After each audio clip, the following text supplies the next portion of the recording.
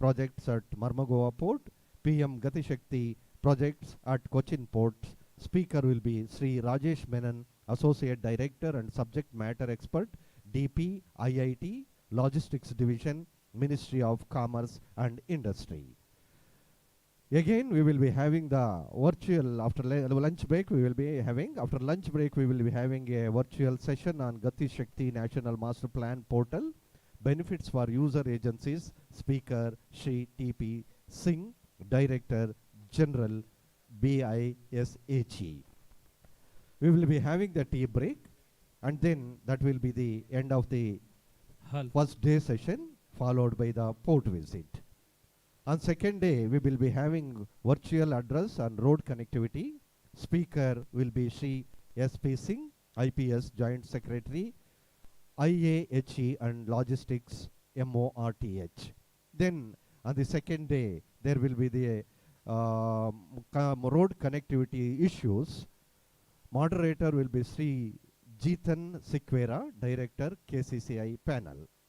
Followed by rail connectivity issues. Moderator will be Sri Jaikumar, IRTS Special Officer, Kumta. Panel will be there. In the panel, Sri A.V. Arinath, Chief Engineer, New Mangalore Port in charge. Sri Suresh S.P. Patil, Chief Engineer, Marmagova Port. Sri Paritosh Bala, Chief Engineer, Cochin Port. Sri Rajesh Menon, Associate Director and Subject Matter Expert. Sri H.S. Lingegowda, Project Director, Nahi, Karnataka.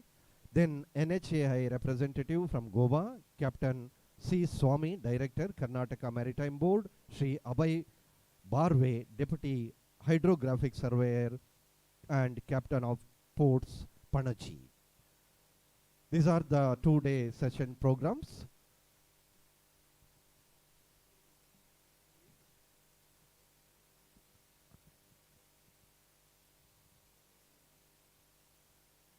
Good morning to all. New Mangalore Port Authority, Mamgoa Port Authority, Cochin Port Authority cordially invite you for PM Gati Shakti Multimodal Maritime Summit 2022, today and tomorrow.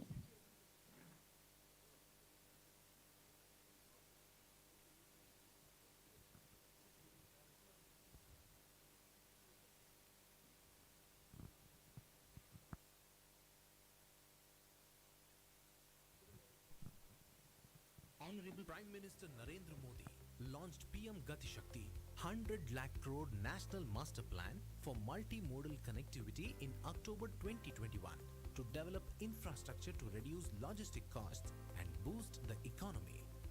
PM Gati Shakti, a digital platform that aims to bring 16 ministries like shipping, waterways, railways and roadways, etc.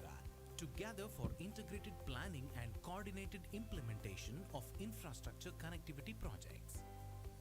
It will incorporate the infrastructure schemes of various ministries and state governments like Bharatmala, Sagarmala, inland waterways, dry and land ports, Udan, etc. Economic zones like textile clusters, pharmaceutical clusters, defense corridors, electronic parks, industrial corridors, fishing clusters, agri-zones will be covered to improve connectivity and make Indian businesses more competitive. The Ministry of Ports, Shipping and Waterways has identified 101 projects under PM Gati Shakti National Master Plan to enhance port connectivity with consumption and production centers. As many as 111 waterways spread over 24 states in the country have been declared as national waterways. In line with the goals of PM Gati Shakti, New Mangalore Port is also undertaking a slew of projects such as mechanization of berth number 14 for handling container and other cargo on DBFOT basis, proposed construction of berth number 17 and fisheries harbour at Kulai. Port will need a deep draft berth to handle the dry bulk and break bulk cargoes arriving through large ships of 60,000 DWT and above. The modern day vessel sizes require 14 meters draft or above, and lack thereof would bring down the trade potential of the hinterland. As it is necessary to build sufficient infrastructure So that the trade can be facilitated, the port proposed to construct a new berth number 17 for multi-purpose cargo handling. The estimated cost of the project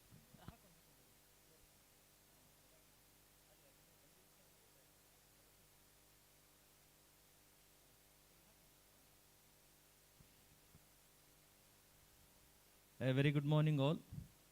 Today's program is like this. Invocation by Srimati Veena Vijay, followed by welcome address by Dr. A.V. Ramana, followed by virtual address on Karnataka and Goa state perspective, PM Gati Shakti National Master Plan for Multimodal Connectivity by Shri Kapil Mohan IAS, Additional Chief Secretary, Government of Karnataka.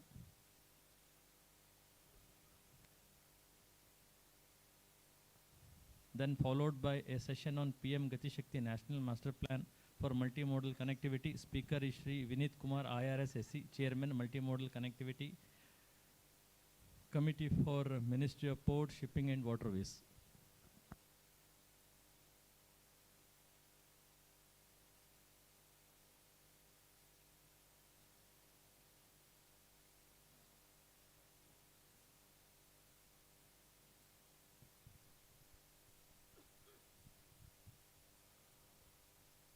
Ladies and gentlemen, as we know, Honorable Prime Minister launched the Gati Shakti program, National Master Plan, NMP for providing multimodal connectivity infrastructure to various economic zones in October 2021.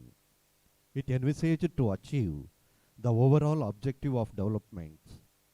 Such a comprehensive plan was to take an integrated approach to all the existing and proposed infrastructure initiatives by way of planned approach. NMP is not just an infrastructure plan but an integrated approach which is technologically enabled to holistically integrate all multimodal projects. The multimodal infrastructure is driven by the 7 engines, viz. Road, rail, ports, airports, waterways and logistic infrastructure. Port, being a significant engine of this infrastructure, plays a very vital role in integrating movements through coastal shipping road, rail and waterways and will result in achieving environmental benefits and reduction in logistics cost as well as creating jobs and employment opportunities. Under the PM Gati Shakti, Ministry has identified 101 projects worth rupees 56,831 crores for implementation by 2024. Out of these, 13 projects worth rupees 4,423 crores have been completed. The projects will support faster and efficient movement of cargo, leading to overall reduction in logistic costs.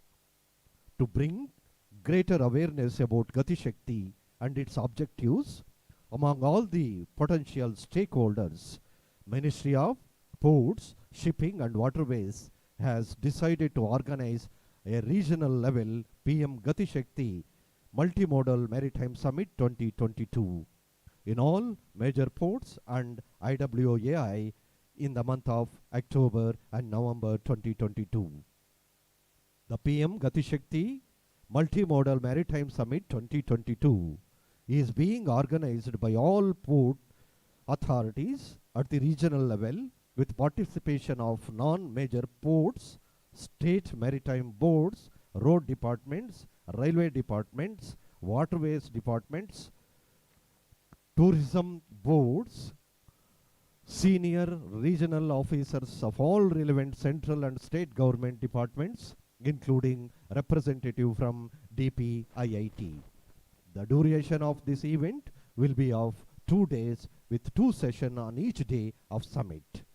Accordingly, today, New Mangalore Port Authority, Marmagova Port Authority and Cochin Port Authority have invited public and private sector stakeholders comprising ports, rail, road, inland waterways, port located in region, trade bodies and associations, national and international shipping and logistic industries. State government ministers, heads of departments dealing with maritime, port, shipping and inland waterways sector have also been invited. During the 2-day session, we are going to witness talks on topic related on PM Gati Shakti National Master Plan by the subject matter experts with special focus on projects under PM Gati Shakti at New Mangalore Port, Goa Port and Cochin Port. And also we are going to witness panel discussion on road and rail connectivity issues.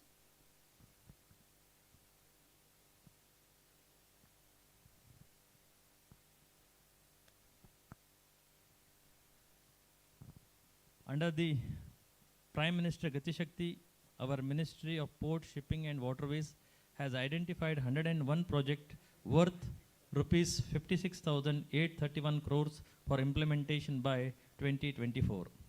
And in 1 year of its launch, out of 101 projects, 13 projects worth rupees 4,423 crores have been completed, which is a significant achievement by all the ports.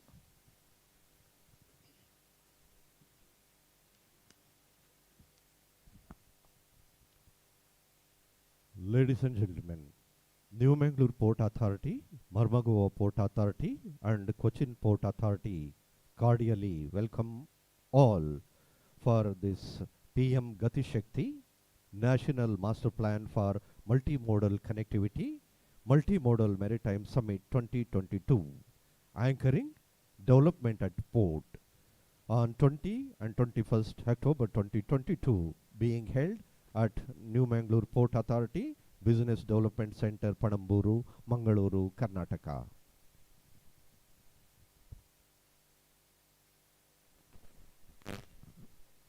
PM Gati Shakti Multimodal Maritime Summit 2022. It is a 2-day session today and tomorrow. It is being organized by 3 ports, New Mangalore Port Authority, Goa Port Authority and Cochin Port Authority.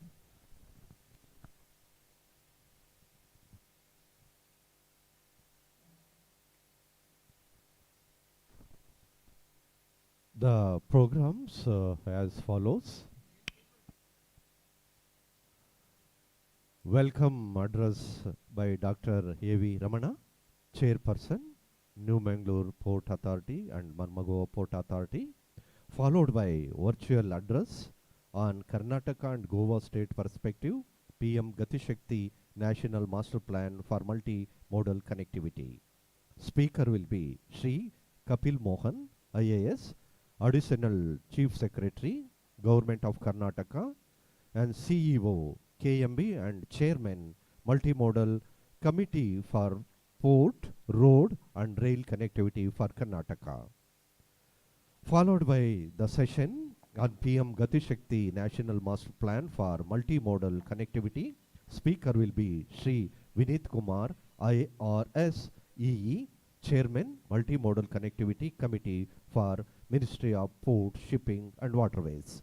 Followed by address by Shri Vikas Narwal, IAS, Deputy Chairperson, Cochin Port. Then formal vote of thanks for the inaugural session by Shri GP Rai, Deputy Chairperson, Goa Port. We will be having a tea break, then followed by the session on PM Gati Shakti projects at New Mangalore Port Trust, PM Gati Shakti projects at Goa Port, PM Gati Shakti projects at Cochin Port. The speaker will be Shri Rajesh Menon, Associate Director and Subject Matter Expert, DPIIT Logistics Division, Hello. Ministry of Commerce and Industry. Hello. Hello. Hello.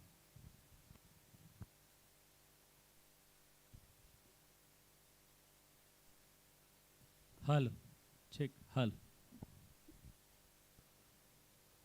Hello, Actor. Invocation will be by Srimati Veena Vijay. I request Srimati Veena Vijay to be ready.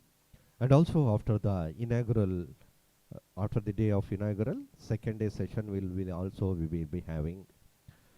Today at the end we will be having the port visit. Interested or requested to join for the port visit.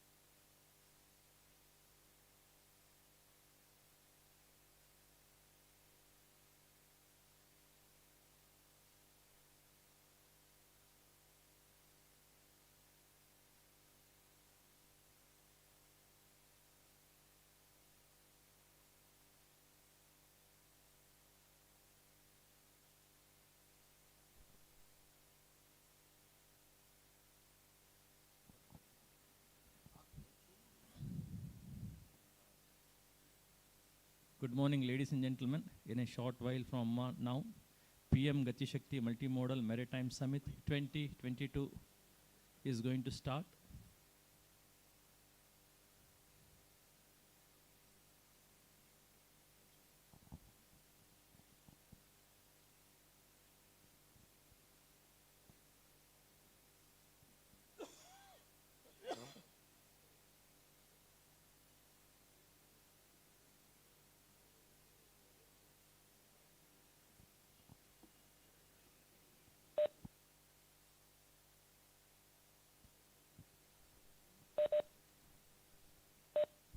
संकल्प से सिद्धि, सिद्धि से वृद्धि. A good morning to all. Exactly 1 year back, during October, our Honorable Prime Minister Shri Narendra Modi ji had launched PM Gati Shakti program, National Master Plan for Multimodal Connectivity, with the aim of coordinated planning and execution of infrastructure projects to support faster and efficient movement of cargo, leading to overall reduction in logistic cost. This unique program, PM Gati Shakti, is a digital platform which brought together 18 ministries including rail and road for integrated planning and coordinate implementation of infrastructure connectivity projects.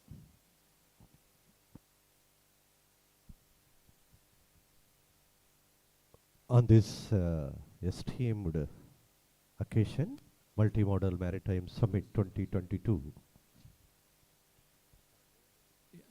I request the dignitaries of the today's Well, function. good morning, ladies and gentlemen. New Mangalore Port Authority, Marmagao Port Authority, and Cochin Port Authority cordially welcome you all to this PM Gati Shakti National Master Plan for Multimodal Connectivity, Multimodal Maritime Summit 2022, anchoring development at port. Today, we will be having the dignitaries, Dr. A.V. Ramana, Chairman, New Mangalore Port Authority and Marmagao Port Authority, Sri Vinith Kumar, IRSEE, Chairman, Multimodal Connectivity Committee for Ministry of Ports, Shipping and Waterways, and Sri Vikas Narwal, IAS, Deputy Chairperson, Cochin Port Authority, Sri G.P. Rai, Deputy Chairperson, Marmagao Port Authority, and Sri K.G. Nath, Deputy Chairperson, New Mangalore Port Authority. I request the audience to please put a good round of applause and welcome these dignitaries on the dais.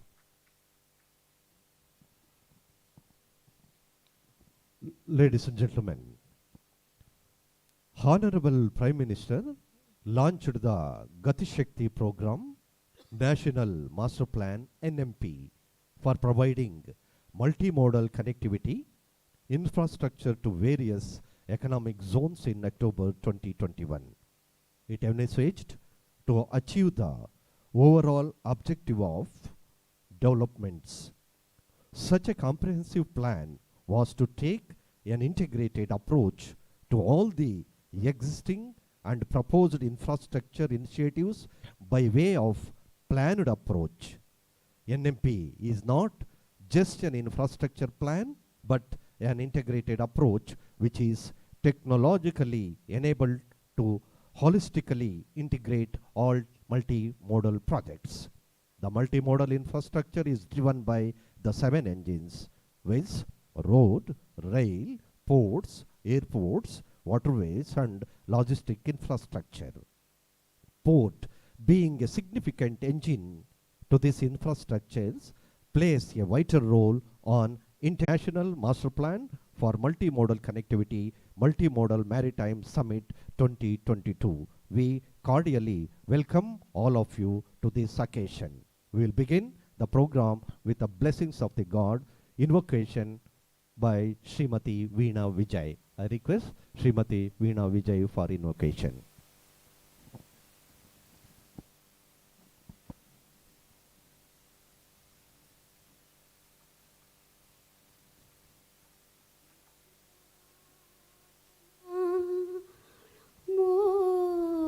मोदकहस्ता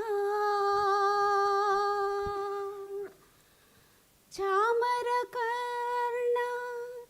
विलम्बिता सूत्रा वामनरूप महेश्वरपुत्रा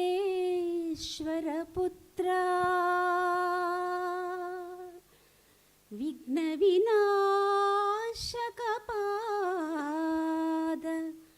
नमस्ते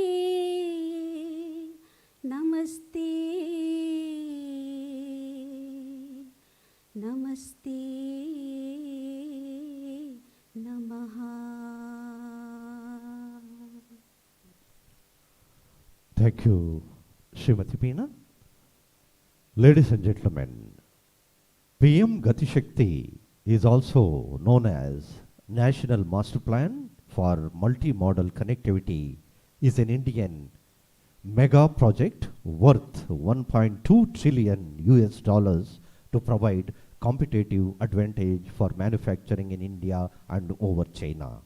PM Gati Shakti National Master Plan was launched on 13th October 2021 for providing multimodal connectivity infrastructure to various economic zones. On this occasion, I request Dr. A.V. Ramana, Chairperson, New Mangalore Port Authority and Marmagova Port Authority for welcome address.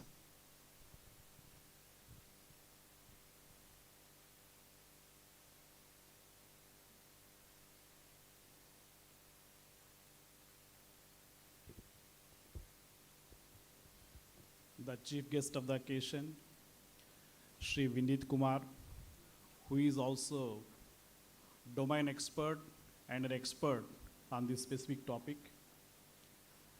Additional Chief Secretary, Government of Karnataka, Kapil Mohan Saab, who is attending this virtually.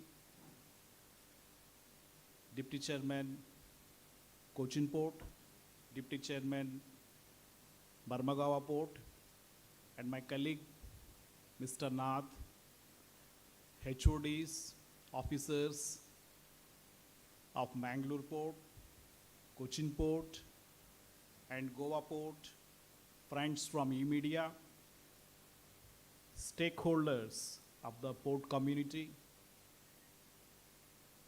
a very good morning and warm welcome on behalf of Goa Mangalore Cochin Cluster to Multimodal Summit as a part of Prime Minister Gati Shakti vision. As you all know, our great country has a vision to become 5 trillion economy by the year 2025 and 30 trillion economy by the year 2047. This particular vision has already started with seeding the weeds 8 years back. We all know a bucket of projects under Sagarmala, bucket of projects under Bharatmala, bucket of projects under the head freight corridors, bucket of projects under free economic zones, port economic zones, and national highway, quadrilateral road projects have already started as far as 8 to 10 years back. And this is catalyzed with digitization, liberalization, and automation. So the stage is already set. Now, to make the dream come true, you need to catalyze the things. You need to have an instrument. That's why the Honorable Prime Minister of India on 13th of October 2021 has initiated Gati Shakti projects, Gati Shakti platform. As you all know, Gati Shakti means the strength of speed, the strength of motion. So unless there is a strength in your walk, you can't reach your destination fast. That's the meaning under this. Under this particular great dream, India wants to become and create a manufacturing facility worth $1.2 trillion economy, $1.2 trillion. How this can happen? This can happen only when you integrate the various projects which I had told earlier and synchronize them and speed up them under a single instrument. And that's what this Gati Shakti scheme is doing. Now, under Gati Shakti, Government of India wants to give special emphasis for technology, for electronics, for automobiles and textiles. And apart from this, we want to give a great place for pharmacy and other ESG industries. So as a part of this, when Gati Shakti thing is catalyzed, and it has started, it has triggered, now we expect the competitive index of India to perform better. We expect a shift of industries from China, Taiwan, and other European countries to India. As a result of this, you will have more jobs, more GDP growth. 130 crores of Indian population will be lifted above their present standard of living. That's the vision. Now, what is the mission and what is the vision? Mission is what we are doing today. Thus various projects under various buckets is the mission. What is the vision? To become $30 trillion economy by 2047 and to become the manufacturing hub for the globe is the vision. Now, these two things can happen when you have an approach, when you have some tools, when you have some growth drivers. What is the approach? Now, the approach is very simple. The Government of India has formed a digital platform by BASIC. And under this, 18 different ministries are brought under the same umbrella. They are asked to share their details of various projects so that every one of them, every one of all the industries, 18 ministries, knows what is happening. Earlier, the various projects, Bharatmala, Sagarmala, Seaport Economic Zones, they used to happen under silos. The final objective is the same, but the growth is not uniform, it is not synchronized. Now, by bringing the 18 ministries under one digital platform and forming a empowered group of secretaries and having a network planning group and dedicated project monitoring group, they are able to synchronize, they are able to optimize the growth. That's what they are doing. Now, any platform, anything to happen, you should have some pillars. Without pillars, nothing will happen. What are the pillars? One thing is comprehension. By bringing all these things, you have a comprehensive growth. You are able to synchronize, that is the second pillar. You are able to optimize, that is the third pillar. You are able to see the dynamics, that's the fourth pillar. Like the total 6 pillars are there. The details, I'm very sure the keynote address and other speakers will be able to throw more light on it because I am having shortage of time. I am not getting into details. And similarly, what are the growth drivers? For any vehicle to run, it needs drivers, it needs driving. So, as far as the railways are concerned, railways, roadways, ports, airways, and logistic infrastructure, these are the main drivers of this Gati Shakti instrument. As far as the port sector is concerned, we are having 100 projects, out of which 57 projects, I think they belong to major ports, and remaining 43 belong to non-major ports. And coming further down, in Bangalore port, we are having 3 projects, berth number 17, berth number 14, and fishing project. And in the case of Goa, we are having 4 projects, deepening of the cruise berth, and 2 floating jetties, and one more is there. 4 are there totally. And in Cochin also, I believe 2 projects are there under Gati Shakti. So I am very confident and I am very sure with this integrated, comprehensive planning, monitoring, execution, definitely we'll be able to reach the common vision, mission of reducing the logistic transport cost of exim goods of our country, and we'll be able to make our country as the global manufacturing hub so that the GDP growth of the country improves, so that the people of India, 130 crores of Indian population, their standard of living will improve, their earning capacity per capita will improve, and very soon we'll see Akhanda Bharat as the leader in global economics. Thank you. Jai Hind, Jai Bharat. Thank you very much, sir. Just to welcome the dignitaries and the dais, we will welcome Dr. A.V. Ramana, Chairman, New Mangalore Port Authority and Marmagao Port Authority. By this bouquet, may I request Suresh Patil, Chief Engineer Civil, Marmagao Port Trust, to please present bouquet and welcome the Chairman, Dr. A.V. Ramana, New Mangalore Port Authority and Marmagao Port Authority. May I request Captain S.R. Patanayak, Deputy Conservator, New Mangalore Port Authority, to present a bouquet to Shri Vinit Kumar IRS EE and welcome to this unique program.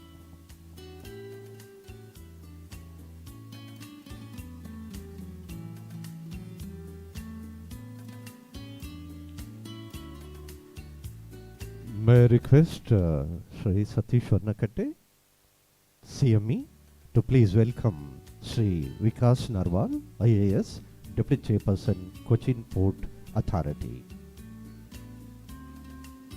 May I request Traffic Manager Captain Himanshu Shekhar to present a bouquet to Shri G.P. Rai, Deputy Chairman, MAMGOA Port Authority.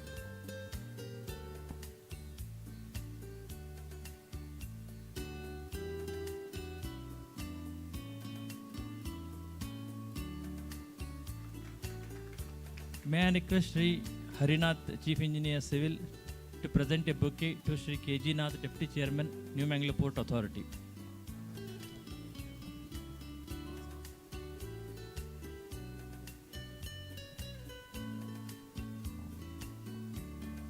we have the presence of Shri Padmanabha Chachar, Chief Vigilance Officer. May I request Shri Krishna Bapi sir, Secretary in charge, to present a bouquet to Chief Vigilance Officer Shri Padmanabha Acharya sir.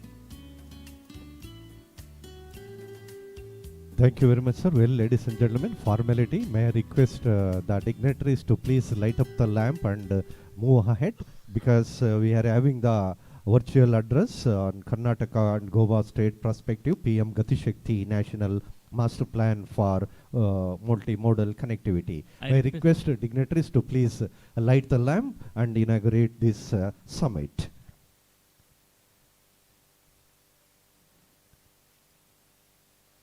Ladies and gentlemen, the lighting the lamp, which shows the way of path, lighting the brightness, Tamasoma Jyotirgamaya.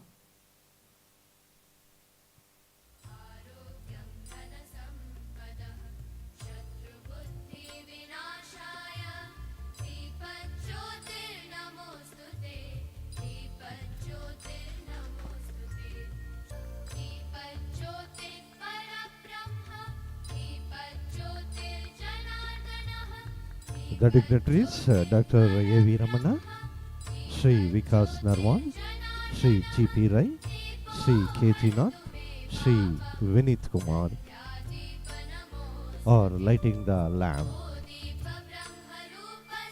on this inauguration of Multimodal Maritime Summit 2022.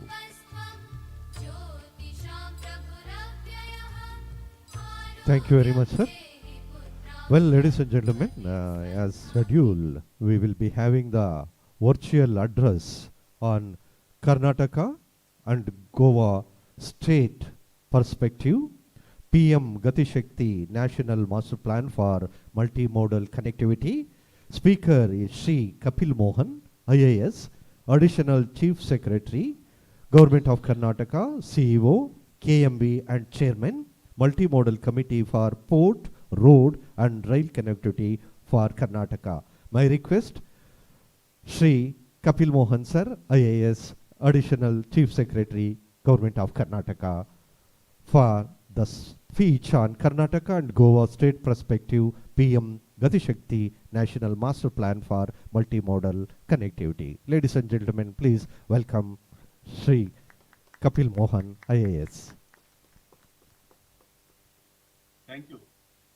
I hope I am audible. Sir. Yes, sir. Yes, sir. Thank you. A very good morning to all who have gathered here. Mr.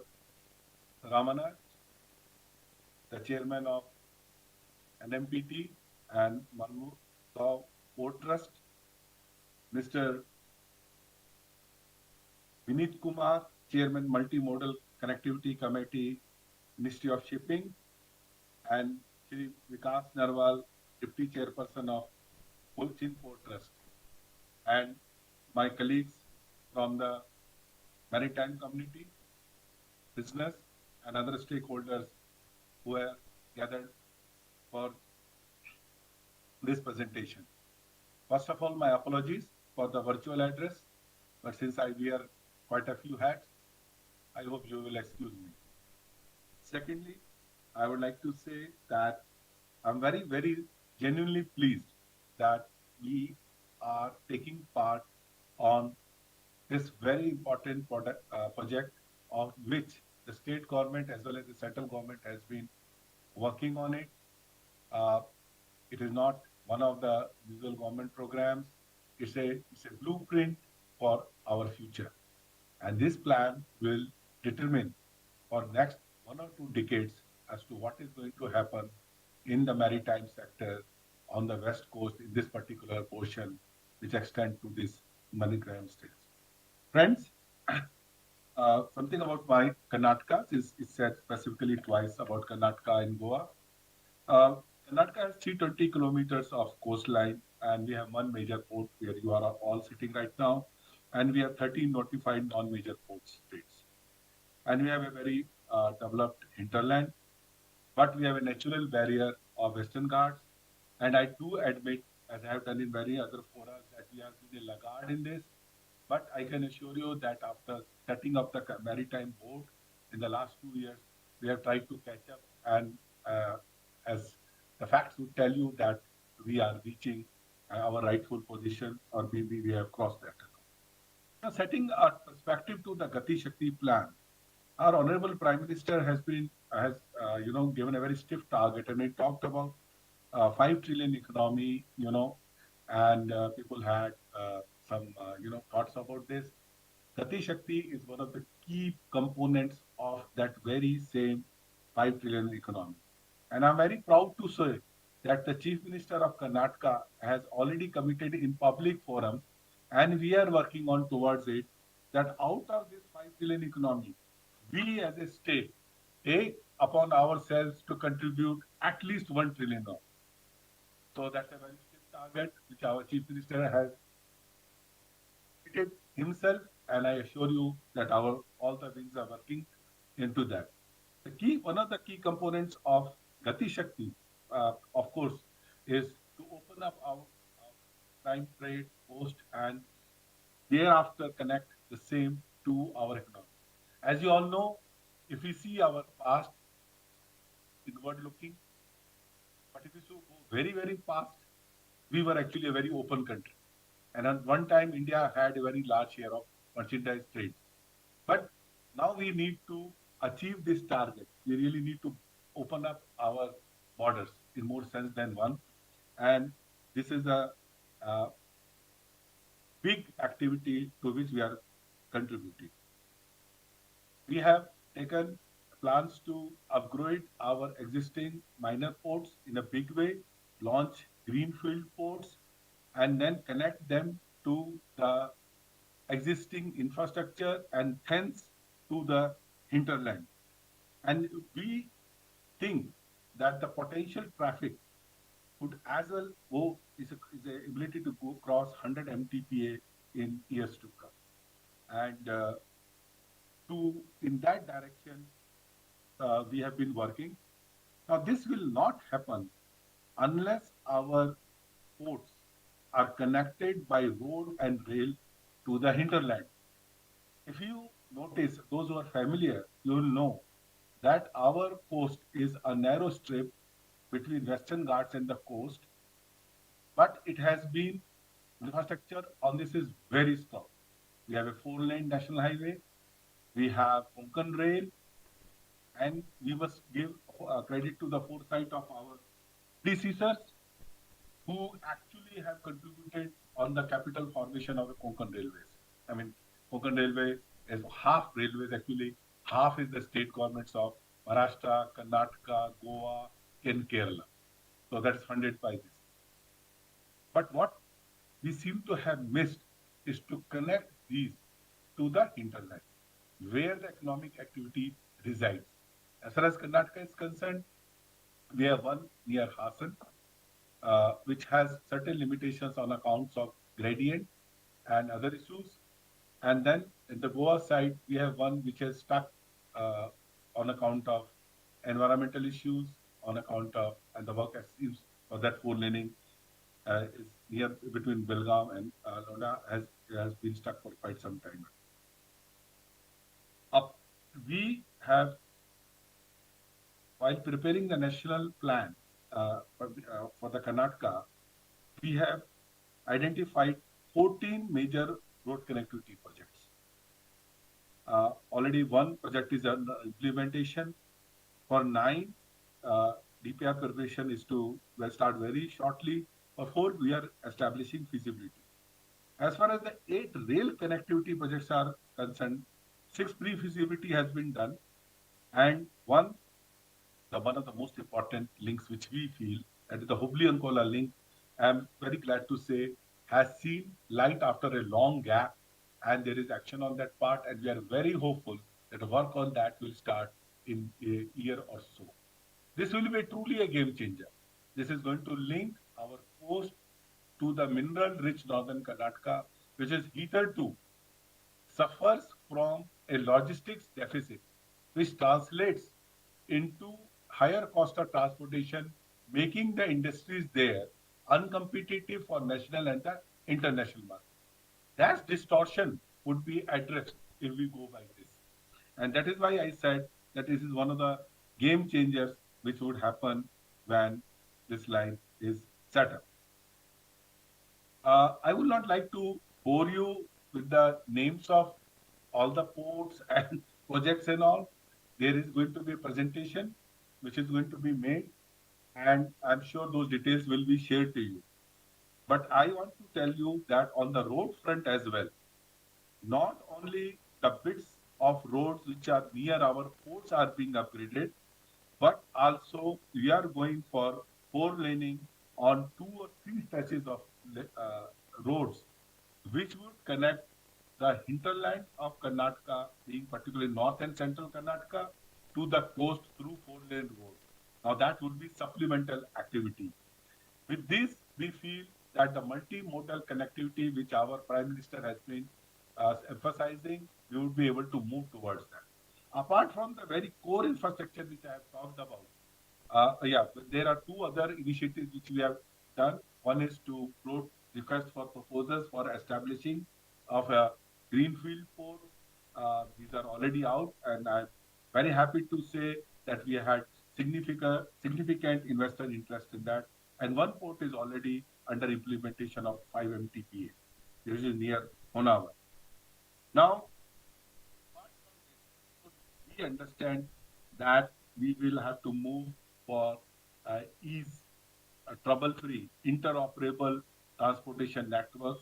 Certain initiatives have been taken in past with which results like RoRo by Konkan Rail or by containerization, which we feel we have not been able to take up till now. And at this occasion, I would like to thank NMPT under its very dynamic and able chairperson who have taken lead to set up a dedicated container bus, and I'm sure the benefits of the same in terms of movement of goods would be visible in the next couple of years. With these words, I would like to not take more time, but to only say that on the front of development of infrastructure to ensure multimodal connectivity in consonance with the Prime Minister's Gati Shakti plan, the state has taken steps. We were lucky. We were in that direction even before the announcement. We have now consolidated, and you will see a lot of things happening in the next couple of years under the ambit of this master plan as far as Karnataka state is concerned. As far as Goa is concerned, we consider them as our younger brother, and the same connectivity which we are establishing here would also be benefiting towards the road connectivity 4-laning which we are establishing would provide a better road connectivity also with a lesser gradient, which means that the cargo would be moved at a cheaper cost and requiring less dedicated vehicles even by road between Goa and the extreme north west part of Karnataka. With these words, I take your leave now, and these deliberations will be of great interest. My apologies for not being personally present, but as I often visit the coast, it will be my great pleasure to hear from you in person or otherwise, and would like to incorporate the same in the Maritime Board's deliberations and tweak our plans if there are any other suggestions forthcoming from you. Thank you very much, and I wish the deliberations will be very productive and will give us certain new insights. Namaskara. Jai Hind, Jai Kisan. Thank you very much, Super. Ladies and gentlemen, it was Sri Kapil Mohan, IAS, Additional Chief Secretary, Government of Karnataka, CEO, KMB, and Chairman, Multimodal Committee for the Port, Road, and Rail Connectivity for Karnataka. Well, ladies and gentlemen, we will resume the session. I request the dignitaries to please take a seat on the dais.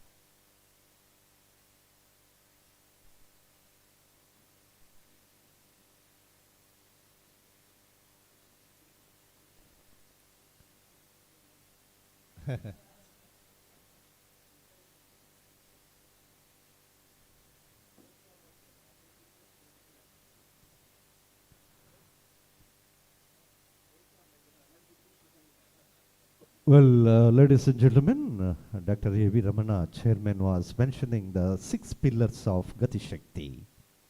Comprehensiveness, activities of every department visible to others, prioritization, cross-sectional interaction enabled, optimization, activities of every department visible to others, fourth pillar being synchronization, activities to be synchronized holistically, the fifth pillar being the analytical, plan to provide all data in one place, and sixth pillar being dynamic, that is GIS platform for all government departments.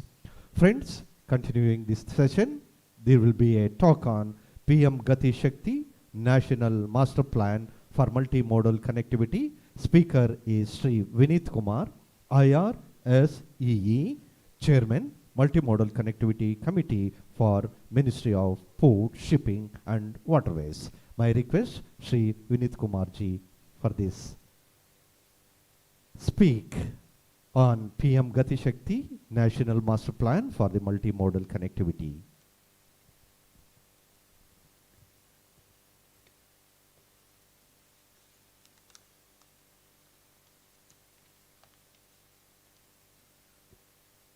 Mr. Ramanna, Chairman, NMPA, Mr. Kapil Mohan, Additional Chief Secretary, Government of Karnataka, Shri Nath, Deputy Chairman, NMPA, Deputy Chairman, Cochin Port Trust, Deputy Chairman, Goa Port Trust, all my colleagues from the port fraternity, ladies and gentlemen, at the outset, let me thank Mr. Ramanna for inviting me for today's Gati Shakti event here in New Mangalore. This is my first visit to New Mangalore, to the city of bankers and the restaurateurs. So I must thank Mr. Ramanna for inviting me and giving me this opportunity to be here in this city and in this beautiful port. Thank you very much at the outset. Everybody, we already, Mr. Ramanna has very succinctly told you as to what Gati Shakti is, and Mr. Kapil Mohan has already briefed you as to what are the plans in the port sector and in Karnataka. I would, make it little simple and tell you what it is all about. We say multimodalism. Gati Shakti is all about multimodalism. What is multimodalism?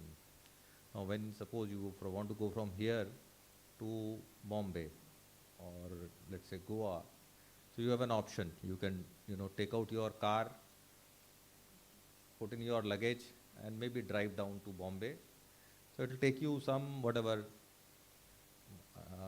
Goa it takes I think 7, 8 hours, 9 hours. It will be 15, 16 hours, 18 hours. Then you have to travel, but there is an advantage. You start from your home, your luggage is inside, and you reach your destination, your relative's place, or wherever you want to go, and you just select directly there.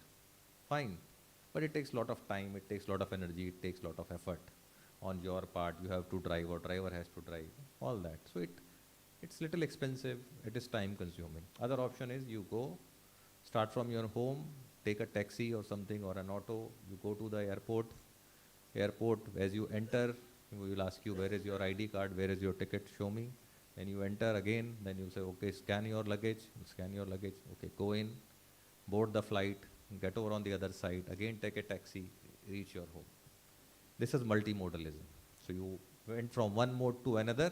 So what you saved on time, you may be there 4 or 5 hours time, end to end, or 6 hours time, half an hour, 1 hour to your, airport, then 1 hour before the flight, 1 hour, 1.5 hour flight. So something which you could do in 20 hours, 24 hours, you are able to do it in 5, 6, 7 hours. Maybe you will save on cost also. So yes, you saved on cost, you saved on time, but you have to show your identity card 4 times. You have to submit this paper, this ticket, that ticket. So multimodalism is good, but multimodalism, when it enters, it brings its own problems, its own issues. So it's a very good alternative, required, but On the same hand, we have to take care of these issues. You know, it has to be hassle-free, it has to be seamless, it has to be integrated, it has to be end-to-end. So that is what I would say Gati Shakti program is all about. It is about multimodalism, it is about integration, it is about seamless connectivity, right? Suppose you know, if you are not required to show your identity card, they will just see, they are putting up machines at certain airports. I find that probably they will be very soon operational, where they have, you know, kept a camera, probably you will stand, they will automatically capture your photo, link it with your Aadhaar card, and you will just move in. So it becomes seamless, it becomes easier. That is what it is all about, that it should be multimodal, it should be integrated, it should be seamless. That was a very, very, very simple example. Other things I would like to tell you is that suppose we are all, you know, citizens of the country. We see today we make a road, tomorrow we dig it for, you know, putting a pipeline or a fiber optic cable. Now a plant is ready, but the pipeline feeding the plant is not ready. A port is ready, the connectivity to the port is not ready, or vice versa. So there is an issue of synchronization between the various components, authorities of the government.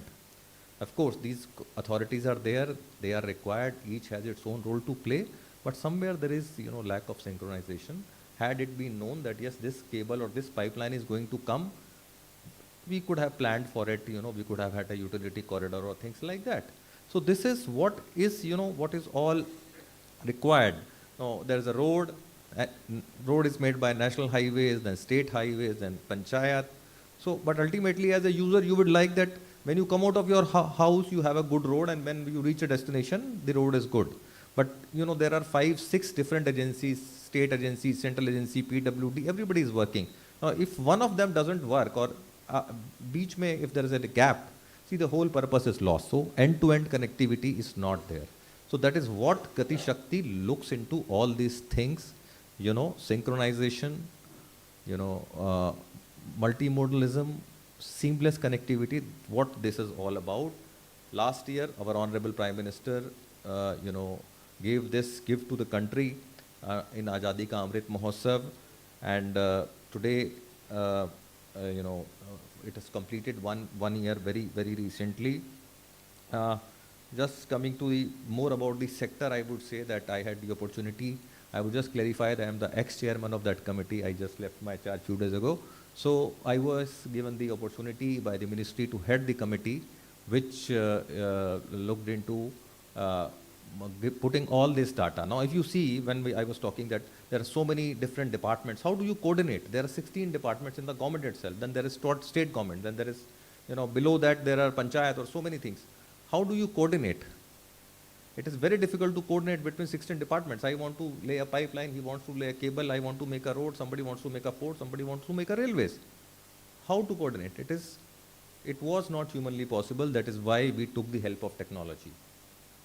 That is where, you know, this Gati Shakti master plan comes in. It's a big technological intervention.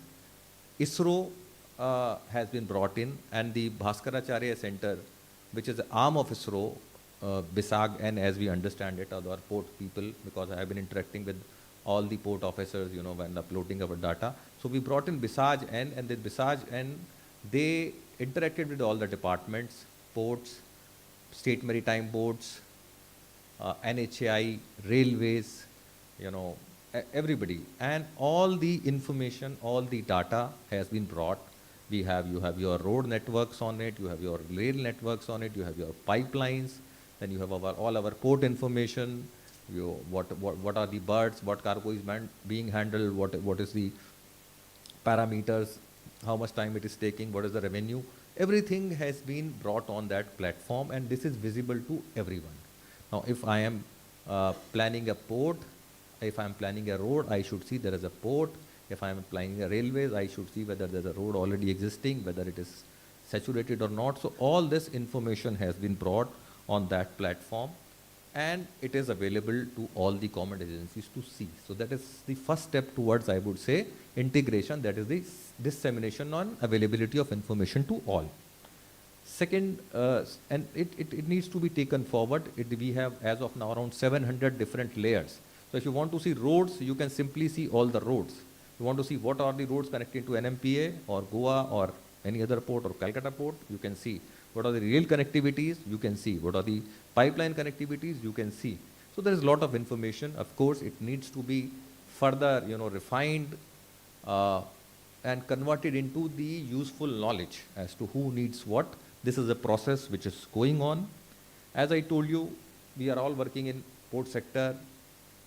Hard infrastructure, I would say, is easy to make, but softer part, the coordination part is, it is more difficult. You will all agree that we have customs, we have partner government agencies, plant quarantine, animal quarantine, so many of them. Then we ourselves are their port. Our port user has to give same document in 3 different formats to 3-4 different agencies. So he has to give it to us, he has to give it to customs, he has to give it to plant quarantine, then he has to take the sample to him, then he has to wait when the report will come, he will again come and submit to customs, submit to us. There is a lot of time gap, you lose a lot of time into this. So how to, integrate this? This is the second part of it, which is about ease of doing business. While you can make the hard infrastructure, but unless you integrate the softer part of it among the various agencies, we will not succeed in the end-to-end objective, which we think should be there. So that's where we come in, the IT part of it, which I would just shortly comment to how the government is thinking of addressing that part of it. Mr. Ramanna has already told you that there are 5 and 6 pillars on which this Gati Shakti National Master Plan is standing. Those are that various coordination among the various departments. You can optimize if you know what there is a role available, there is a rail option available. What do you need? If an agency wants to do something, he can see what the other agency is doing. Synchronization, all these things he's already been briefed. So this is what is there. Now, very recently, there was this 1 year of Gati Shakti Master Plan, and we got another gift from our government.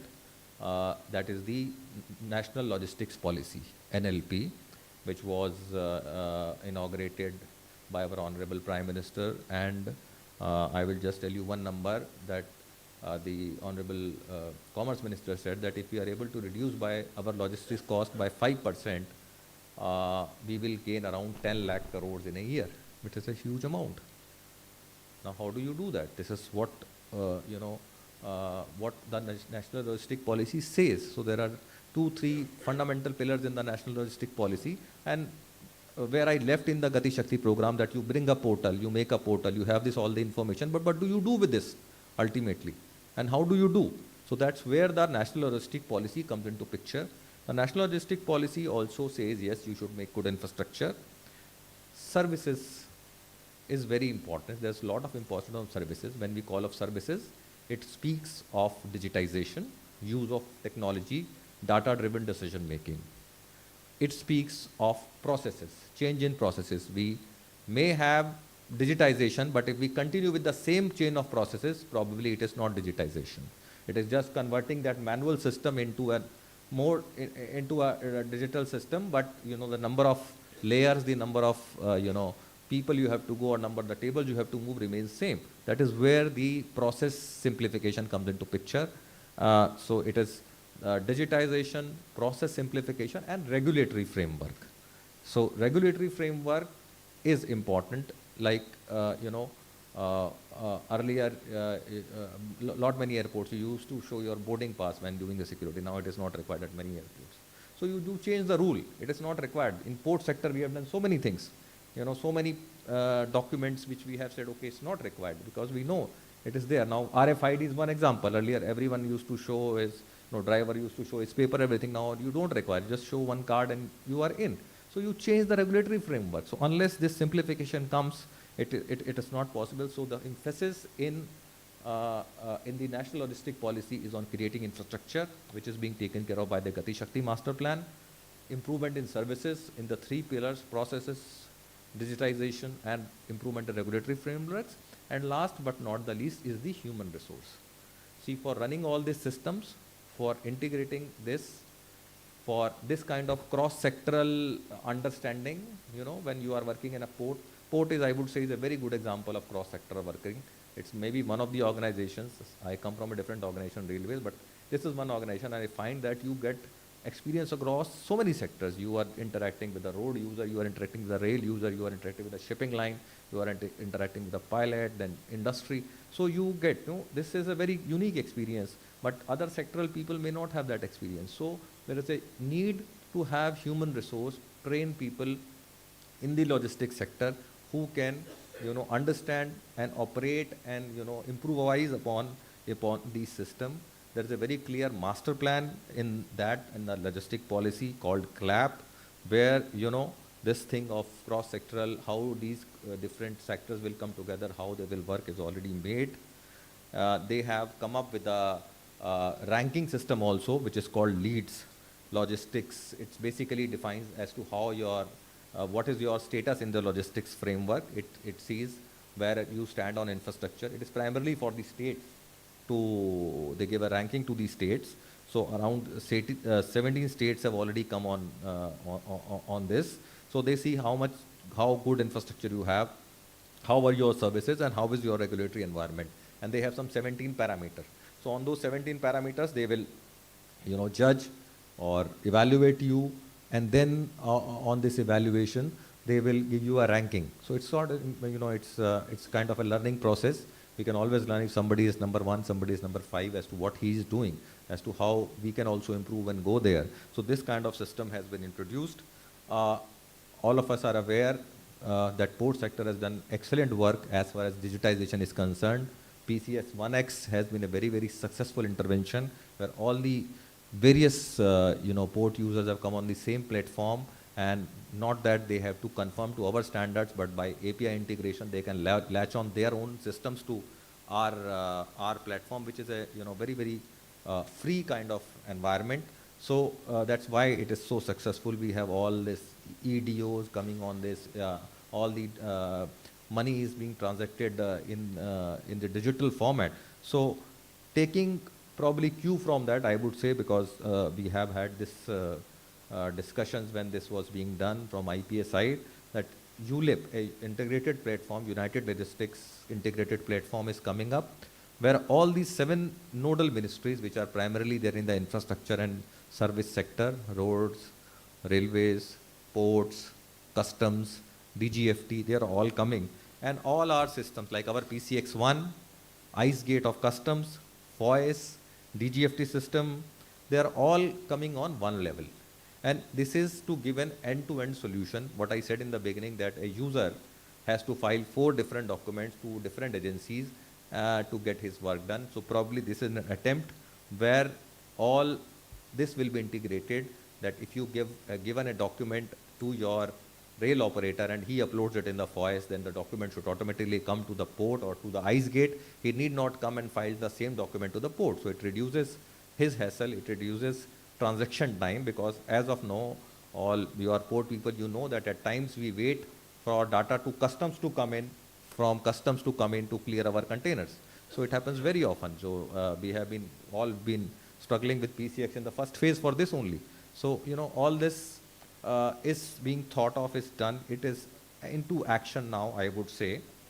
And then there is a very good, as Mr. Ramanaji also mentioned, that there's an empowered group of secretaries who is monitoring this, and they have come up with a portal of e-logic or something like that, where a stakeholder can, give in his request or whatever is his suggestion. It will, go to the concerned ministry and then finally go to the EGOS as to if a stakeholder has given a suggestion or raised a problem, that will be resolved and an answer will be given to him. So what I'm trying to say, there's an entire framework. PM Gati Shakti master plan is the first step, which concentrated on building infrastructures and seamless connectivity, supplemented by the new logistic policy, which is putting it into action. We have very interesting times ahead. We need to, few things I would say, that while working on this, we have state level committees also. I was heading the state level committee for West Bengal for the Gati Shakti. So there are issues which probably need to be resolved. Funding is one issue, because when we go to any organization, say it is NHI or railways, and we say you make a road or a rail project for the port. So the question is, who will pay for it? So we say you pay for it, they say no, you pay for it. So probably, you know, this is the initial stage, but things will evolve. It will evolve. We sort of came with a formula. Yes, okay, if it's a port project purely for the port, probably we will fund a part of it. If it is, you know, not purely for the port, and there can be part-time 50-50 funding or something like that, things like that. So these are the, you know, this shows that the system is vibrant, it is coming up. These things are coming under discussion. There is a lot of other data has been captured. I think the Gati Shakti portal in future will also be utilized for lot of clearances. You know, we are capturing data about the environment, mangroves, everything. So in future, our clearances, the environment clearance, and other statutory clearance, PESO clearance, etc., can also be linked into this, as to, you know, this can be used. Now we have to furnish so much of data every time to, you know, each time you file an for a birth or something, you have to give entire 5 forms you have to fill for the environment ministry. So, you know, why can't, when entire thing is mapped into this, they also have access to this? Why should they ask again and again? And, you know, this to and fro of data, my experience is that it takes at least 6 months. The you know, submission of data, and every time before you reach the committee, it takes 6 months. So that time can be reduced. So there, and one more very interesting aspect is the mapping of urban infrastructure. What we always do is we create our ports, we create our you know, centers of economic activity, but we always lack on social infrastructure. You need to have colonies, you need to have hospitals, you need to have maybe clubs, you may need to have malls, everything. Where is social infrastructure? So there is mapping of social infrastructure also into the Gati Shakti portal, which is very important for, you know, ultimately at the end of it, we are all human beings, we all need these things. So when we are making a port, or we are making a railway station, or we are making any big industrial establishment, we need to see whether there is social infrastructure is there or not, and if there is a need, we should supplement it. So, you know, this is another usage which I envisage will come into the future. One more aspect which I believe is, as of now, it was open only to the government agencies, but there is a talk and discussion that this should also be open to the private agencies, because ultimately we are looking forward to private sector coming in and investing, making an economic zone and all this. But unless he has the, you know, right to see, he would like to see that if there is a road and there is a rail and there is a pipeline already there, he would like to come and invest in that place. So it is very important that private sector be given in. I am sure that there was some thinking going on that yes, the access should be given to private sector also, and they should also be in a position to see, so that they can very well implement, plan their activities, implement it according to the availability of infrastructure and other facilities being there. So this is all probably, you know, I would like to say that what the Gati Shakti master plan is, it is basically ease of doing business, bringing simplicity into, you know, a complex multimodal thing. It is a very, very good beginning, I would say, and supplemented by national logistic policy. This is definitely going to, you know, change the way things are being done, and it will bring a lot of efficiency and a lot of economy into the entire setup and the way business is done. So with this, you know, I like to end what I wanted to say. I will like to thank again Mr. Ramana and his team for organizing and inviting me here to this beautiful city, and I wish all the success to the this seminar on Gati Shakti, and wish all the best to all the speakers. Thank you very much. Thank you very much, sir. Ladies and gentlemen, it was Shri Vinith Kumar, IRSCC, Chairman, Multimodal Connectivity Committee for Ministry of Port, Shipping and Waterways. The main, one of the objective of Prime Minister Gati Shakti National Master Plan is the Gati Shakti scheme will subsume the rupees 110 lakh crore national infrastructure pipeline that was launched in 2019. Besides cutting logistic cost The scheme is also aimed at increasing cargo handling capacity and reducing the turnaround time at ports to boost trade. To throw more light on this occasion, my request, Sri Vikas Narwal, IAS, Deputy Chairperson, Cochin Port Authority, to throw more light.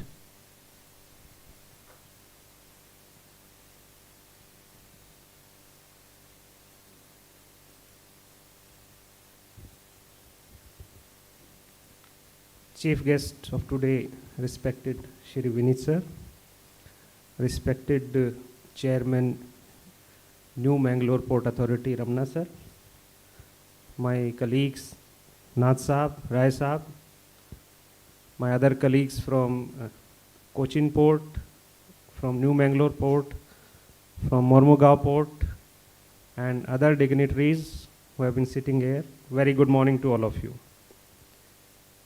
As you see that most of the aspects related to Gati Shakti have been covered, and in Cochin Port also we are currently working on about 6 projects related to Gati Shakti, out of which one has already been completed, second is on the verge of completion, and for third, the development is underway, and rest 3 are still in the development stage. What I find is that, yes, of course, the multimodal aspect to all this Gati Shakti will certainly bring more efficiency into the system, and maybe our operational time will reduce in near future. But as Vinit sir has also suggested, that from now onwards, we need to focus on our human resource, because once this whole infrastructure is developed, then there will be lots of expectation from all of us. And we need to get ourselves oriented and aligned how we are going to react to this new kind of system. Then, we will not be able to make those kind of excuses which, sometimes, we say that there are custom issues, there are sometimes, agents issue, or sometimes there is some issue related to port. So those things will, will get reduced. And if after all these things we are not able to reduce our turnaround time, we are not able to reduce our pre-berthing detention time, we are not able to increase our throughput, we are not able to bring efficiency into our systems, then we will be answerable to that. So for that purpose, it is very important that from now onwards we reorient our vision, and we try to train ourselves in the kind of atmosphere which we are going to work in near future.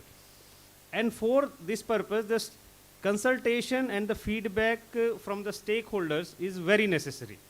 As sir had told that, there will be a kind of portal where any stakeholder can raise his issue, and it will reach, to the top level within no time. And suddenly, it will be like that we as port officers are not knowing what stakeholder is, complaining about, and we are caught in a situation that we are not able to answer. And explanation will be demanded. So, stakeholders are very important component in this whole scenario, because ultimately it is them for whom we are working all these things. All this money, all this time, energy is being spent just because that all these stakeholders, whether they are our shipping lines, whether they are our freight forward, whether they are stevedores, or maybe the producers at the end, at the production end, or even the importers at the consumption end. So whosoever it be, we have to talk to everyone. We have to understand their issues right now, and we have to make the course corrections in the midway. Because once the system is developed, then we will not be able to say that, okay, unfortunately this part is missing, or something, some other issue is there, so we need to cater that. So there will be certain requirements. Like we are developing a RoRo facility under PM Gati Shakti program in our Cochin port. So it will be a second, one terminal has already been built by, I think, IWAI, and now we are also doing it. So whether this is going to, increase the kind of services to the end users, whether stakeholders are going to be benefited, whether our selection of the location is perfect as per the requirement of the end users, all these things need to be looked into. Similarly, we are trying to convert our existing 2-lane connectivity from Kudanur junction to the port into 4-lane. So one way it is going to smooth and ease out the traffic. That is one part. But whether it is going to convert into the business model for the port or not, that is a question. Because most of our container traffic has gone to Valarpadam side. So how this conversion of this 2-lane to 4-lane is going to add to the throughput of the port. That is, so that means we need to have further discussions with stakeholders right from the inception stage, so that the actual benefits which should be accrued to the end user should be can be given in near future. So and as sir has rightly said, the whole this, there is so much of the intelligence, so much of the data collection is there in the entire system, but sometimes, we are not able to see the kind of data like sir mentioned ice gate system. So the ice gate system is a prerogative of the customs. So I may not be able to see that data. Even I am looking into that data. I am able to get that even exim data maybe after 1 month or so. So the real-time data sharing policy needs to be in place, so that every stakeholder, whether it is port, whether it is railways, customs, or whosoever it be, they can get the advantage of that real-time data to plan their strategy to improvise the business potential as well as bring the efficiency to the system. So, but this is a great initiative on the part of the government, and yes, of course, in the near future, it will the main theme right now, because anything has to be government driven at first, but at the later part, I am very much hopeful that the private sector will also rope in, and the private sector itself will lead the entire program to bring the kind of speed that is needed into our economic system to make India as growth engine of the world economy. And with this great vision, I am very much confident that they will come very soon. And I thank everyone for giving me time and a patient hearing. Thank you. Thank you very much, sir. It was Sri Vikas Narwal, IAS Deputy Chairperson, Cochin Port Trust. Ladies and gentlemen, PM Gati Shakti is a transformative approach for economic growth and substantial development. The approach is driven by 7 engines, namely roads, railways, airports, ports, mass transport, waterways, and logistic infrastructures. Well, friends, before close this stage program, we will be having the formal vote of thanks. Before that one, my request, our respected chairman, Dr. A.V. Ramana, to please present a memento as a love and affection to Sri Vinit Kumar, IRSAC Chairman, Multimodal Connectivity Committee for Ministry of Port, Shipping and Waterways. So this is from all of us as a token of love and affection on this occasion.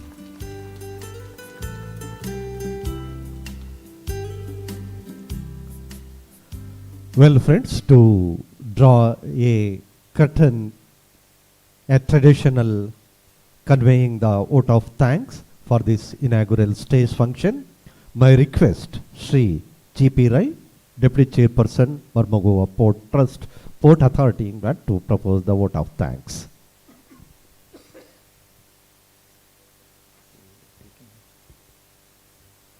Very good day to dignitaries on and off the dais and my dear friends.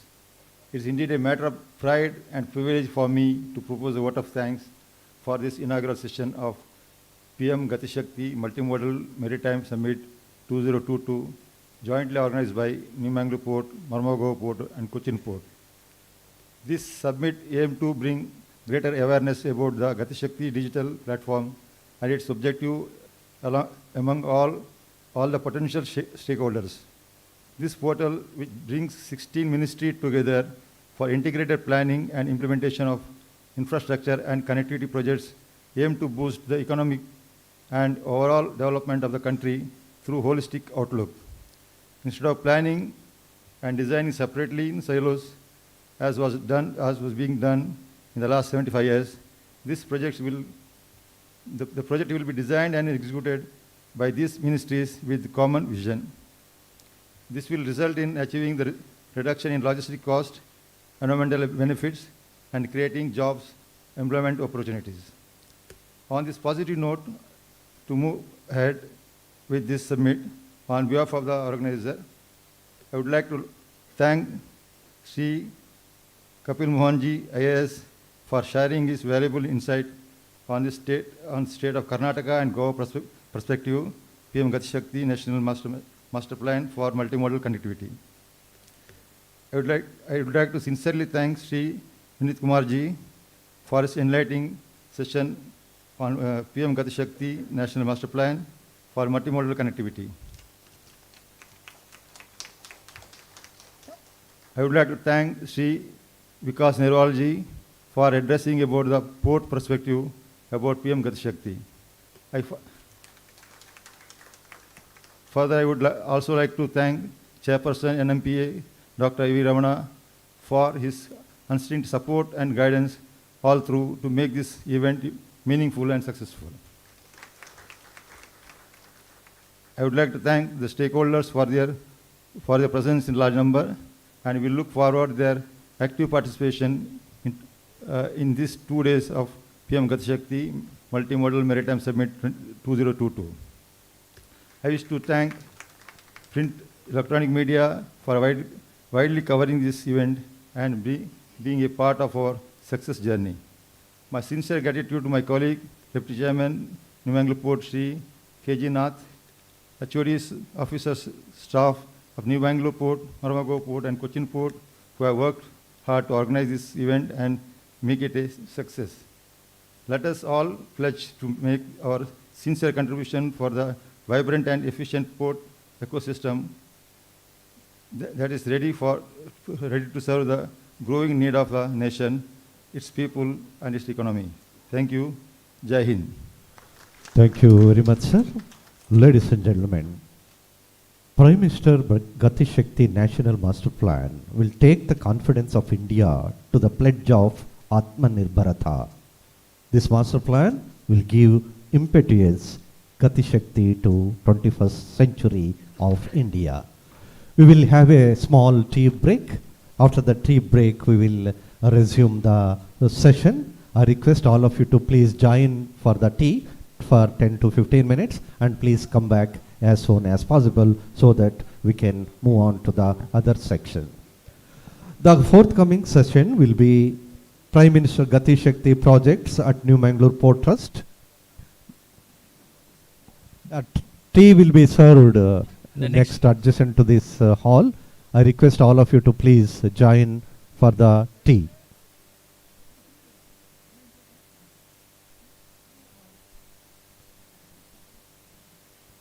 Adjacent to this hall, the tea is being served. I request all of you to please join for the tea and come back after the tea so that we can continue with the sessions.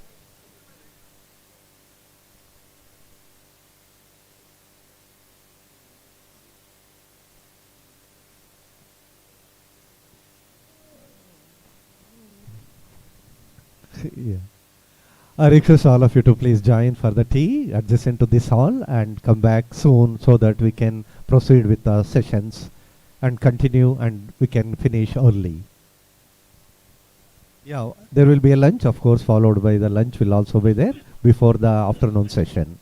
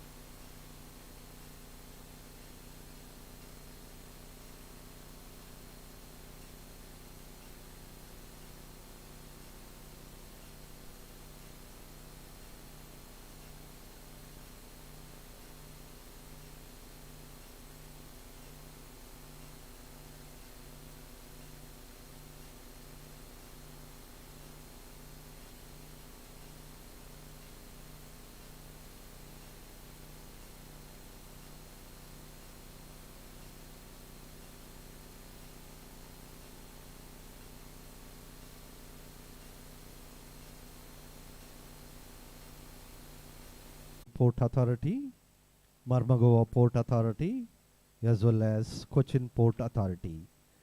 The speaker will be Sri Rajesh Menon, Associate Director and Subject Matter Expert, DPIIT Logistics Division, Ministry of Commerce and Industry. I request all the delegates to please take a seat so that we can proceed with the session.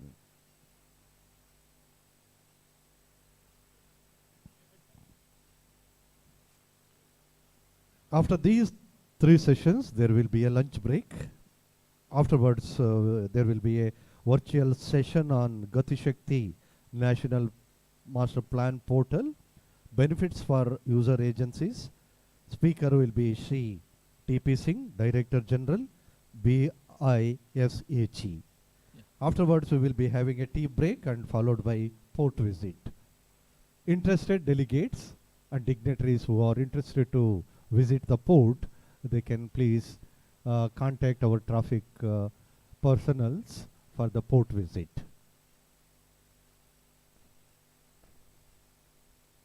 Sir, Sri Rajesh Menon, are you ready, sir? Request Shri Harinath sir to take escort our speaker, guest speaker, Shri Rajesh Menon. Ladies and gentlemen, please put your hands together to welcome Sri Rajesh Menon, Associate Director and Subject Matter Expert, DPIIT Logistics Division, Ministry of Commerce and Industry. My request? Yeah, may I request Harinath sir to present a bouquet to our speaker and welcome to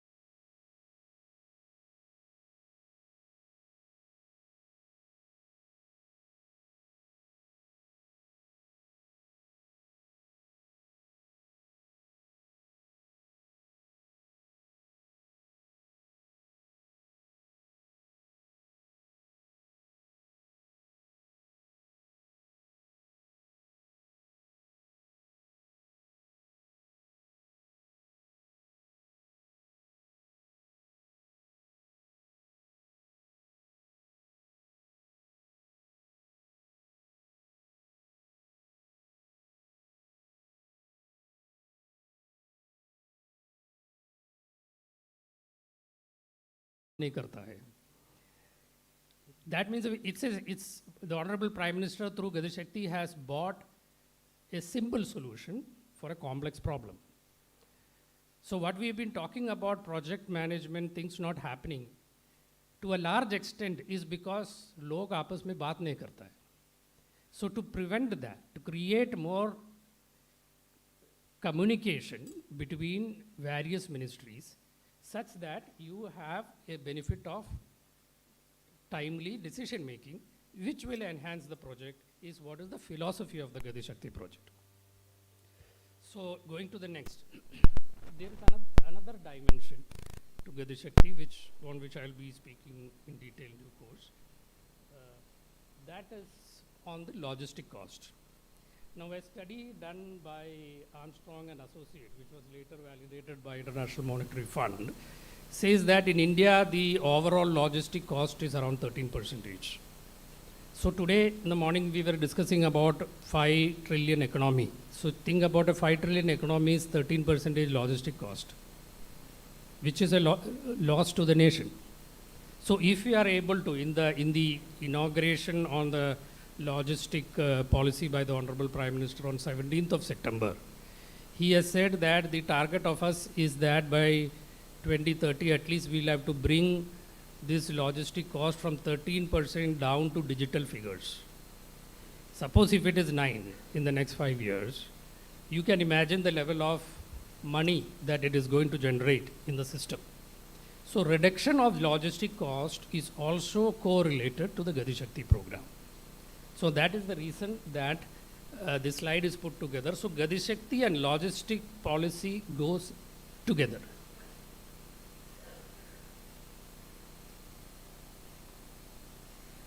Now the story, I just pass on, so you can read this as story. So when this issue of how to,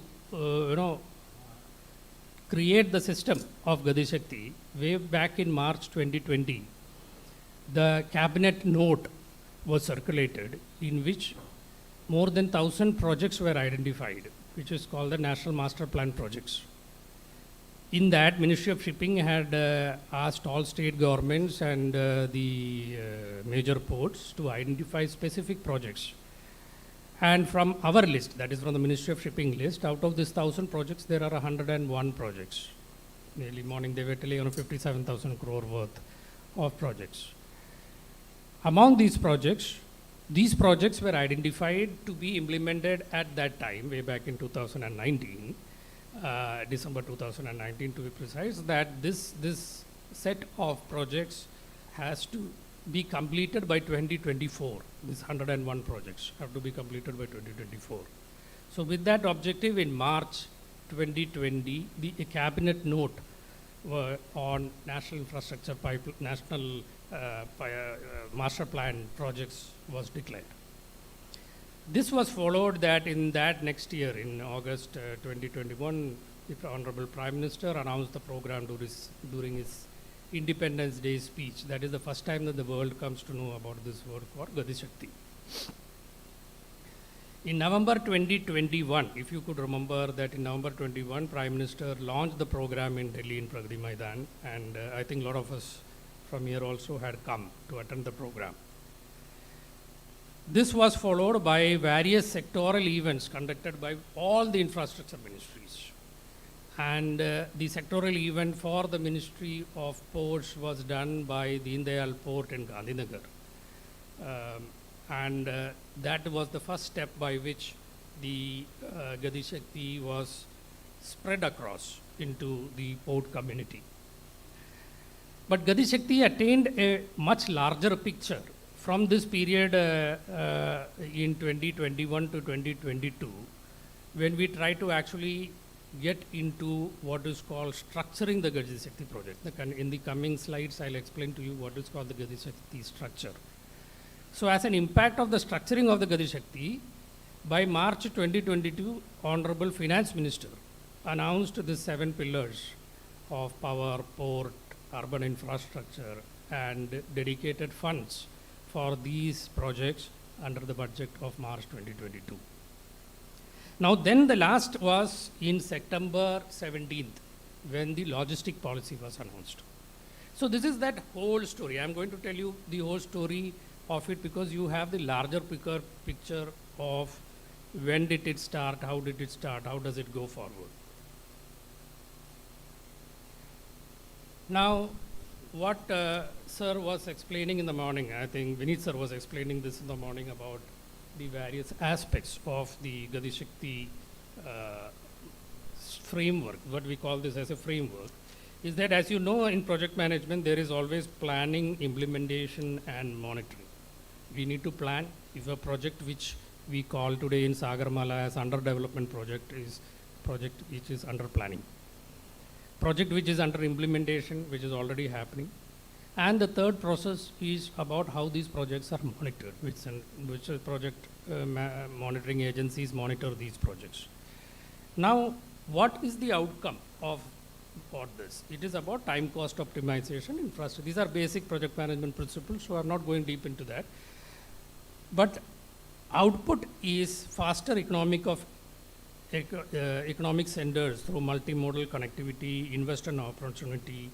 So there something which is new for you to understand is there are many projects that comes in. So we have spoken on a very large context in terms of what is Gati Shakti, but precisely how do you define a Gati Shakti project?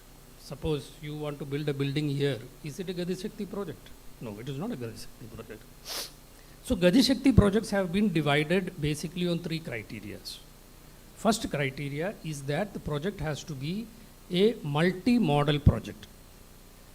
Multi-model, Vineet sir has explained that I'll put it in a more professional way.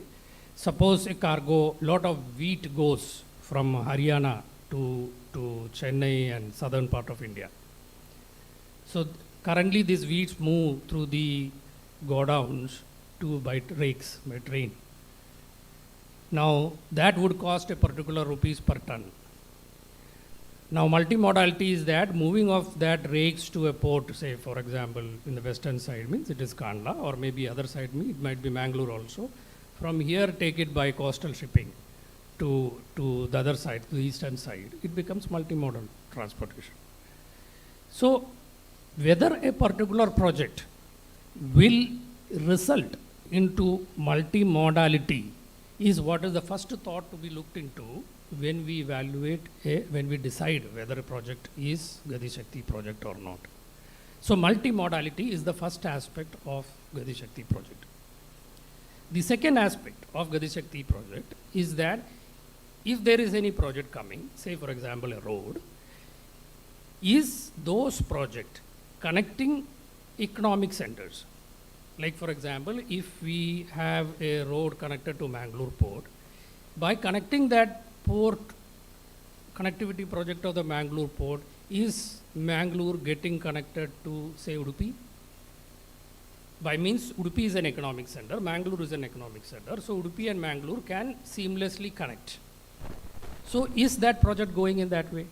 So this is called connecting of economic centers. And the third aspect of such a project, of the Gati Shakti project, is about logistic efficiency.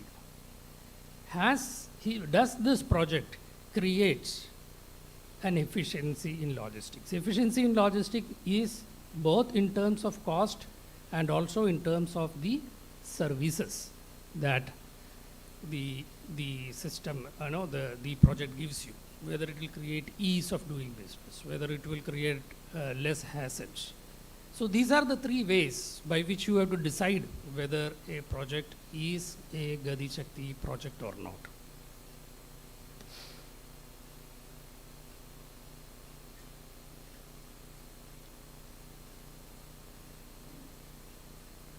Is it not moving? This has been discussed in the morning about the various pillars of the Gati Shakti system, but I would like to give a little bit more in terms of understanding. Comprehensiveness is about integrity, connecting various dots of information into a common factor. That is called comprehension. So your BISAC portal is a comprehension. is a comprehensiveness of the Gati Shakti project. Prioritization is another element of the Gati Shakti project that is related to, among all the Gati Shakti projects, which are the projects which is of top priority. So prioritization we have defined in the multimodal committees, which Sri Kabil Mohanji represented Karnataka and Goa, that which are projects which are identified as critical, which are projects which is very important, and projects which are futuristic or important projects. So projects have to be, we cannot do all the 1,000 projects together. We have to prioritize. So Gati Shakti is also about prioritizing which are the projects which is more important. The third aspect is about optimization. Optimization is using these tools. How are you able to reduce the time of and the cost? For example, if you are doing the alignment of a road in the Gati Shakti portal, instead of doing it in a paper, if you do it in the Gati Shakti portal, you will come to know where are the pipelines moving, where are the forest ranges coming in. So you can align. So you don't have to invest. So this is called optimization. Synchronization, I will come in detail about synchronization in the framework, is about how the decision-making process takes place. Is it the story of the elephant that I told you? How can we understand that it is not a tusk or it is not a tail, but it is an elephant? So this requires understanding by all. Everybody together has to be sitting together. The other is analytical and dynamic. It is dynamic, it is continuously changing. That is the reason we call it as a dynamic decision model. This is the key framework of the PM Gati Shakti. How it is done? We'll start from the top. The empowered group of secretaries are a group of secretaries from the 16 infrastructure ministries. There will be Niti Aayog and other 18 ministries will be there. And that is the all-power decision-making body of the PM Gati Shakti scheme. Because anything related to the project, any issues or any aspects which any single department is not able to solve in project management, it will go to the EGOS to take a decision. If it is not in a position to be resolved by the network planning group. But the network planning group is also a similar group of joint secretary level officers who forms the decision making a project appraisal group. Project appraisal, if you have a new project coming, that project, whether it is as per the whether it is a Gati Shakti project, and what are the benefits that, whether the project requires a Gati Shakti incentives, all these decisions are taken by the network planning group.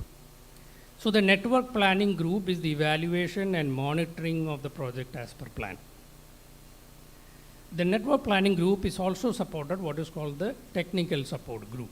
Technical support group consists of 14 subject matter experts, and these subject matter experts are very senior people from very different industries. Whether it is, any project means multiple activities, civil, electrical, structural, and many domains will be there. So the technical support unit is what is called the think tank, or the basic think tank of the whole Prime Minister Gati Shakti framework. I represent the technical support unit as from the maritime trade.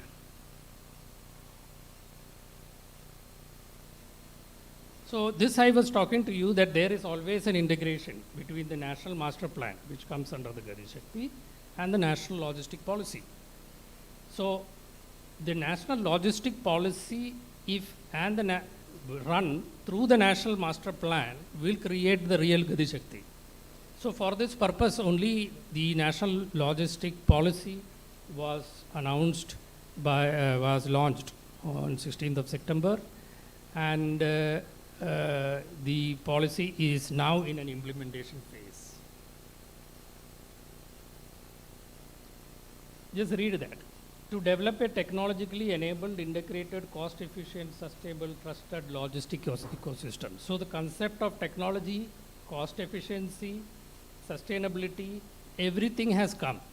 So this is the larger domain under which Gati Shakti is there. So that is why the message that has come for me to communicate to everything is Gati Shakti and logistic policies are not two different things. It is a subset of the other.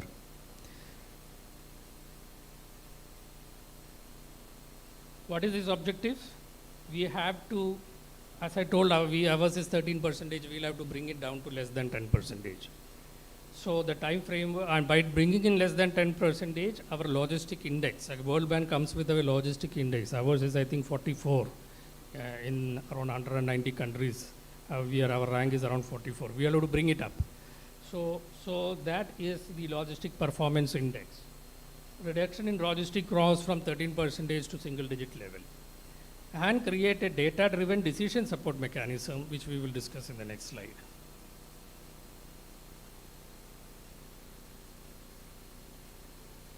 So the logistic policy basically is these 8 elements. What is called an integrated digital logistic system. That, for example, ULIPS, which Vinny sir was speaking about, is the unified integrated system, which will, through APS, integrate all the marine information bases, all the operation information bases together, such that you have one dashboard which gives information both on marine and operation. On the port context, I'm telling. But the ULIP will take care of even the tax, customs, and all the database information we should be in one portal. So that is what is called integrated digital logistic system. So logistic policy talks about creating. We don't have that now. It is in a process. Ministry of Shipping has done logistics for marine. We have done it for marine. But it has to be further developed, and comprehensive integrated logistics system has to be developed. So this is the policy directions. Second is development of human development resources and capacity building. You know, there is a big problem. There is a skill gap study that was done by the ministry some 2 or 3 years by the shipping ministry, if you could recollect. It has shown that there is a lot of skill gaps. There are a lot of people in the logistic maritime sector who needs to be skilled, some need to be unskilled and reskilled. And the newer technology development, especially in the time of machine learning and artificial intelligence, the technology that would come up in future is going to be such that we need to have a set of people who are capable to take this forward. So this requires capacity building. So there should be a human resource development plan in the national scale. Then there is the state engagement. See, logistic policy is made by the central government, but the logistic activities are done at the state levels. So each state should have its own logistic policies. So what the lead survey, which he was speaking in the morning, is about the ranking of the logistic performance of various states. In 17th, we declare at least some 13 states have got good, good ranking, and Karnataka was one of them. So state engagements and surveying the progress of the state's development in the logistic performance is one element of the policy. The other is the export-import logistics. Your CPCP means a comprehensive port connectivity plan. I will discuss about it, that we did a very elaborate exercise. Actually, the multimodal logistic committees was set up by Secretary MOPSW for various state under different chairmans of port for creating a comprehensive port connectivity plan. This plan document has been created, and after that it was sent to DPIIT. Then there was a formal interaction with the Special Secretary DPIIT, by which the document is finalized.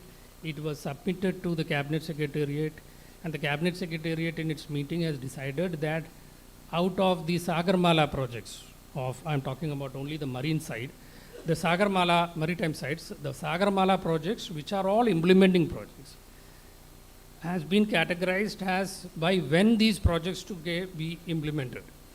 And it has been finalized by this time this project has to get over. So that directions have also been given to the respective project management agencies. So this is about creating a strong export-import logistics. There is a talk about what is called the National Trade Facilitation Action Plan. How do you create policies or sub-policies or laws at a ground level, at state level, to ensure that there is a facilitation for trade? Like Deputy Chairman of Cochin Port was talking about the stakeholders' involvement.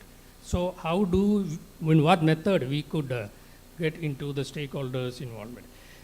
Meanwhile, while talking that, I just remember there was a discussion here about the public accessibility of the National Maritime Portal. I just want to give an update that today, out of the 900 plus layers of information that has been identified, government has shortened around 170 layers which can be shown to the public, but it is still, I would say, subjuice because of issues related to security. This is because very critical information. We have everything about the country being brought into one portal, so it should not go to wrong hands. So for that purpose, this matter is under deliberation. Today, it is not available to public. Work is going on in which all layers which we can expose to the public.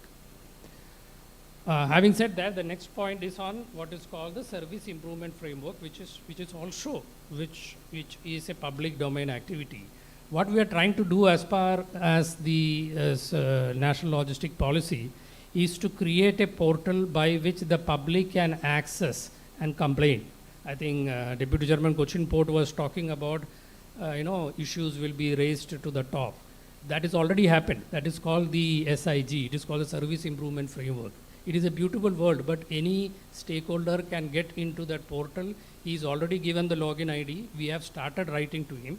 And one announcement I would like to make, any associations related to maritime who wanted to have a framework, I'm the member of the implementing committee. So any association under Mangalore Port or Goa Port or Cochin Port who wanted to have an access to that, please write to me. We will put up for giving access to the portal in that domain. Suppose it is containers, a container related domain, or whether it is customs or whichever. So please ask your stakeholders to write to us about them such that we can evaluate and give them access. So that they can write anything, this container is fixed up here in New Mangalore Port because of this reason, or that issue gets escalated very fast. So that is the concept which we are talking about, the service improvement framework. Sectoral plan for efficient logistics is also another sector which is very important for us on the maritime perspective because we come under the maritime sector. So as far as the logistic policies are concerned, logistics is a general word, but there is something called a subdivision called maritime logistics. So in terms of maritime logistics, these are activities that would come to you as time moves in, that what are the maritime logistic issues and how to resolve it. These are the issues that is going to come up now in the sectoral plan for efficient logistics.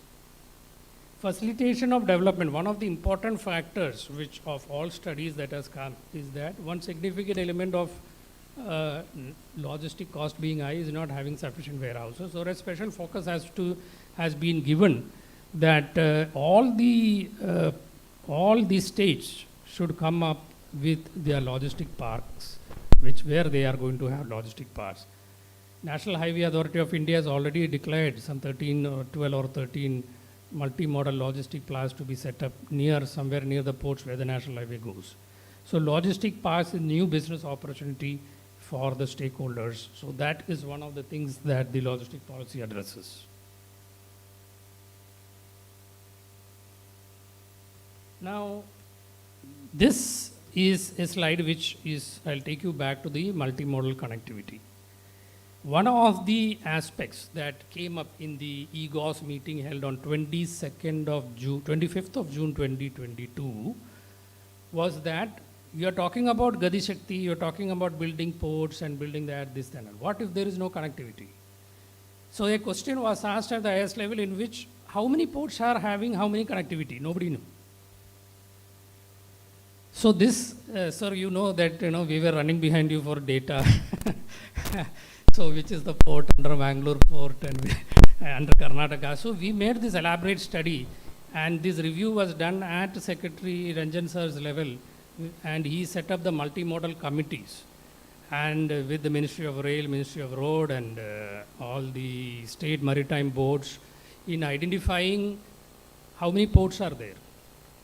So in this exercise, we came to know that there are 66 operational non-major ports, 12 major ports, 1 new major port that is going to come at Vadhavan. And besides that, there are 139 non-performing non-major ports in various states. So there are some 206 or so of ports, which gives, and out of the 66 ports, we decide, when we looked into, when we talk about the connectivity, we said that it is such a huge activity to be done for connecting all the ports. So you cannot even think about connecting non-major, non-operating ports now. At least we can think about non-major operating ports. So major ports and non-major operating ports were clubbed together, that is 66 ports plus 12 ports together. And a field assessment was done. What is their existing connectivity? What is their cargo? How much cargo comes? What is the, so this analysis is why, sir, we have sent you all these formats. We have to do that analysis. So this data, in terms of historical data, what is the port, what is the projection of future cargo, what is the existing line, whether it is road or rail, whether it will be in a position to take on the current cargo, on the future cargo.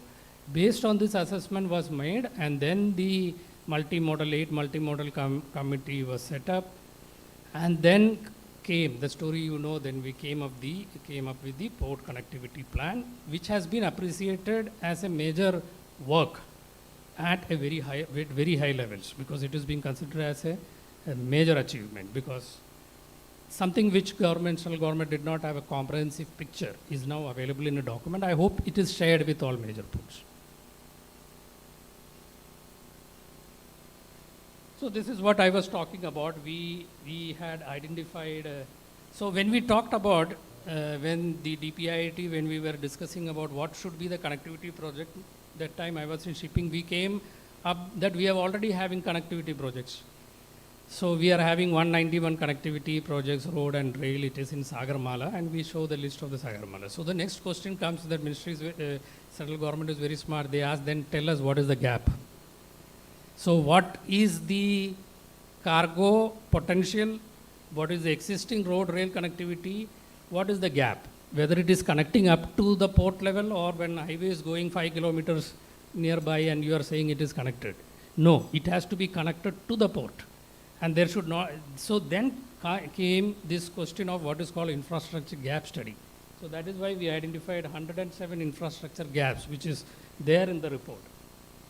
Now out of the 191 projects, 63 under implementation projects have been identified, and they took the decision that all the 63 under implementation projects are now under the project management group portal, which means that these projects are reviewed by DPIIT and submitted to the Cabinet Secretariat the report every 15 days or 1 month, an average unavailability of time.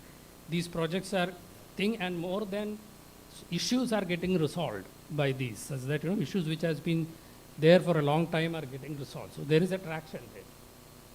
Now we selected the projects which are under development. So a lot of projects which is there in Sagarmala under development does not have land, most of them. But some had land. So we took what we decided is that we said, let us take all the projects which is having land, and those projects in the infrastructure gap which is considered as very important and critical. Now who decided it is very important? The multimodal committee itself. Multimodal committee, by discussing with the respective chairman and deputy chairman, has come to a conclusion, okay, this project is very important for us, this is very important, this is important, and this is very critical. So I think I've explained to you what is the difference between critical, very important. Critical means that you are already choked, you need that road. So under that, we then divided the ports in various formats, and this is how the Cabinet Secretariat has responded. Even they were very clear that I had to go there and explain to the director about each and every project. They had gone so much in detail about each and every project. And then it has been decided that 4 road projects and 18 rail projects have to be done before March 2023. So all these details are there in the port connectivity plan. Among the port fraternity, we can share that. So this I explained already in terms of the categorization of projects, that projects are divided in terms of critical, very important and futuristic. One point I would like to make, sir, is that in course of the CPCB, the Comprehensive Port Connectivity Plan that is prepared, is not a sacrosanct document. It is a dynamic document. It will change in maybe next November, December, we will again come back for changes. So if you feel some project in the port connectivity plan was considered as important, but now you feel it is very critical, we can change that. So please go deep into the respective projects. We will see in the other slide for what is for Mangalore and what is for Cochin and Mormugaon. We will go in depth, and if you feel that any projects required to be added, deleted, it can be done in the next version. By November first week, November middle, there is an EGOS meeting, and after that meeting, sir, we will again come back to you. So that is what it is, that message I want to give, that we can change it. It is not sacrosanct. You can add more critical projects.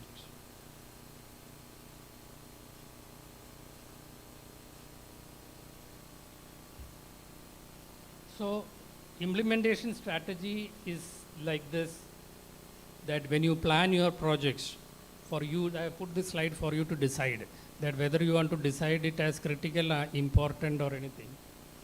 All projects which is, more importance is given to projects which is having land. So if you say a project is very critical, but there is no land for that, it does not become critical. So we take it as critical only if the project has land. Similarly, if the project is considered very important, but it has land, then it is taken as critical. So land is the primary aspect of decision making in taking it fast tracking. So the focus has to be on land. Then other projects which are under development of Sagarmala, all very important projects are category 2, category 3, and this way we have bifurcated the whole port connectivity plan projects. Now, as far as the way forward is very, that is what I said, category 1 to be taken on top priority, this 2 and 3. So in your report, you should be, especially the chief engineers and traffic managers, we should be very clear about which are their projects which are taken up at top priority. So that way, because why I'm telling it, I am telling 2 steps before I am telling, such that, so that you are aware, if you do the background for the category 1 project or category 2 projects, when it's heated up at the center level, you have everything ready. There are certain projects which I would like to say that their multimodal committees have come up with issues where North and the Ministry of Rail has said that, okay, it might be critical for the port, but we can't decide it is critical unless we do a feasibility study. So we have said, okay, then these are the critical projects, you do feasibility study and come to us.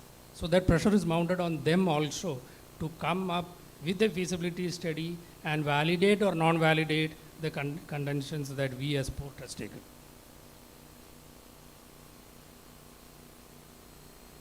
Now, this is the National Master Plan. After this presentation, I would just give you a general demonstration of the National Master Plan. The reason is that it is a restricted site. Only few people in the country have been given access to the site because of security reasons. And even the approval for giving is taken at the secretary level. So it is not, debates are going on whether what percentage of it has to become public, etc. So in that context, lot many people don't know among you who are sitting here what actually look and feel of this site. So I would like to give a look and feel of this site. After this, I will do that so that people get an idea. So this is a picture from that. Now, as far as this data is, let me tell you, I'm not creating any data. I've collected this data from you only.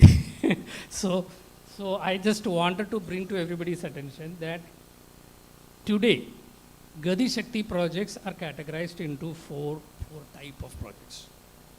One is the Anasharay project. So 101 projects which we have taken in the cabinet note, of which these 3 projects are from Mangalore Port, are Gati Shakti Anasharay project.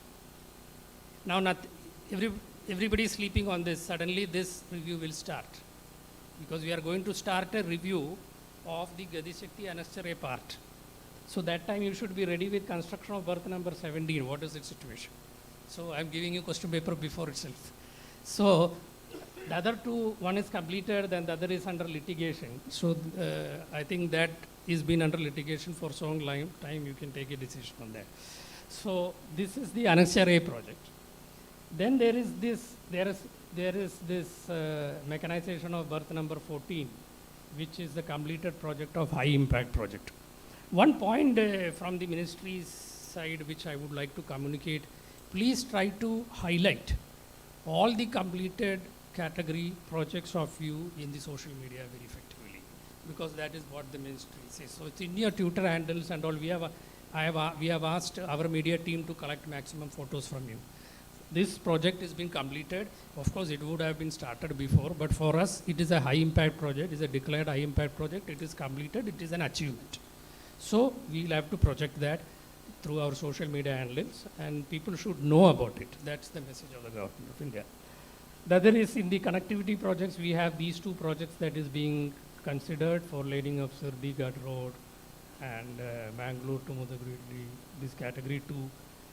Gap projects are taken as category 1, very important, has been identified. So this project is very important. Construction of 4-lane flyover bridge for KOIs. You might know much about it. So that project is a critical project which has been identified. Now again I'm telling you, so this is changeable. This is, see, we are only implementing what it is required by you. So identification of whether something is critical or very important, whether it is to be done today or tomorrow, is for the port to decide. We are only categorizing it. So this can be changed in the next version, if at all you are having a. Similarly for Mormugao port, we will show it separately.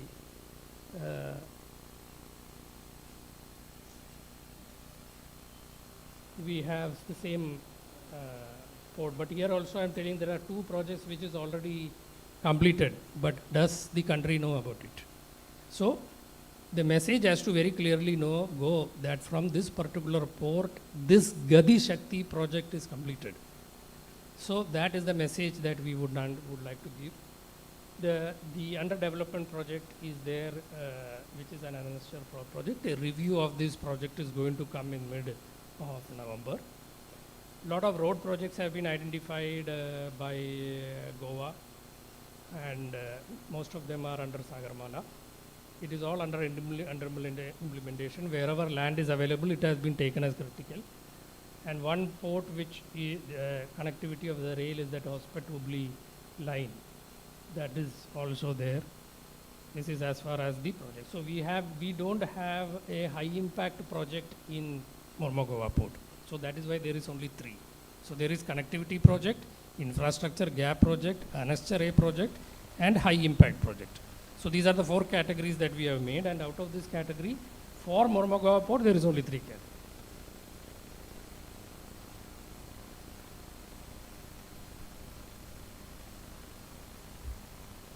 Cochin port, there are 2 Anasharay projects. Connectivity road rail project is there under development, and side is under Sagarmala under development. Infrastructure gap 2 projects have been taken up as category 1 and category 3. One of the things that is being strongly reviewed is this NHAI's critical category 1 project. So I do not know who's there from Cochin port, so we can note down. This I would like to talk about the PMG because of the projects that we are having. We don't have, I went to the PMG portal, I did not find any new Mangalore ports in PMG. I do not know whether I'm right, but yesterday evening when I went through the PMG portal, I could find a Mormugao port some projects are there. This is not that it is Gati Shakti project, may or may not be Gati Shakti project, but the purpose of me to show this slide is to give you an understanding about PMG, because finally whether the Gati Shakti project will go to PMG once it is under implementation. So once it goes to under implementation, it goes under the PMG, and it has been observed what is the issue, what are the problems that is coming. So the project will have what is these information bases that is there when it is completed, what is its physical progress, and if the physical progress, then there is a team in our ministry which does analysis of this and finds out, how much an issue time is taken. There's a lot of analytics going on behind this portal. So I just wanted to talk about these two PMG thing only. This project I could see here. Let's run through these because these are all Goa's project.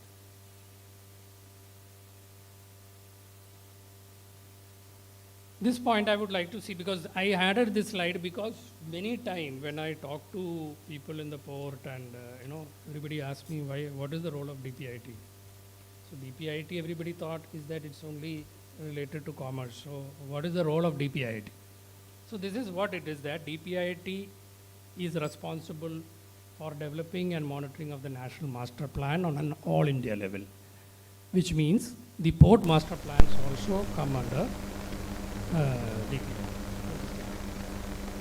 Now the network planning group consisting of members from all the ministries is coming under the logistic division, because when there is a proposal, for example, last time there was a proposal, I think that is the first proposal from Ministry of Ports which we have got. It was a PPP project from the Deen Dayal port for developing a container and a multi-purpose yard in Tuna Tekra in DPA. So that project came to the technical support unit, we evaluated it, there were a lot of project appraisal things that happened, and in the 33rd or 34th NPG meeting that proposal was put. So that is put up by the logistic division, where we call everybody, the project is presented by the project proponent, the TSU gives their technical inputs to that project, and the network planning group discusses about it. So there are a lot of issues that comes up there. Somebody says that this project will have line, overhead lines, even electronics department will say that you cannot put it here. No, that way that time in the first slide that I told you about how the time is minimized by the NPG. Now the other is monitoring tools, developing monitoring tools, this service tool that we are developing, multimodal connectivity project and integration, coordination, and basically this is a secretariat to the empowered group of these terms of reference. So this is the role of DPIT. So why, for example, why I am here as DPIT? I belong to Ministry of Shipping only. So every infrastructure ministry has to depute officers at various levels. Our secretary is also part of the EGOS secretary. Then our joint secretary is the member of the network planning group. I am from the technical support unit. So like this, from all ministries everybody will come, and each project is surprised by all ministries. And that is how the elephant, coming back to the Satya story, that is how the elephant is created.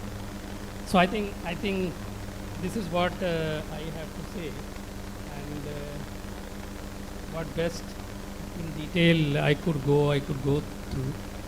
What can be spoken, I have spoken. Anything you want, you can ask me. So thank you very much. Thank you, sir, for sharing the genesis of PM Gati Shakti program, and special thanks for divulging the acronym of Gati Shakti. It is not available in Google, what you said, sir. Thank you very much, sir. Now it is... we will like to show that NMP, just generally, the portal.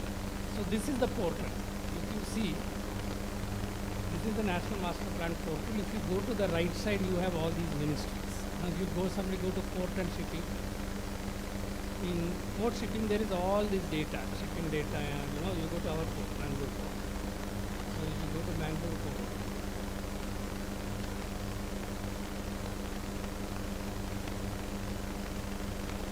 see all the ports getting connected. So this is just to give a look and feel. Not many people don't have access. Many of you has, who has in the senior level has access, but people who are not having access, I just want to show you. So if you go there, you get anything about the port.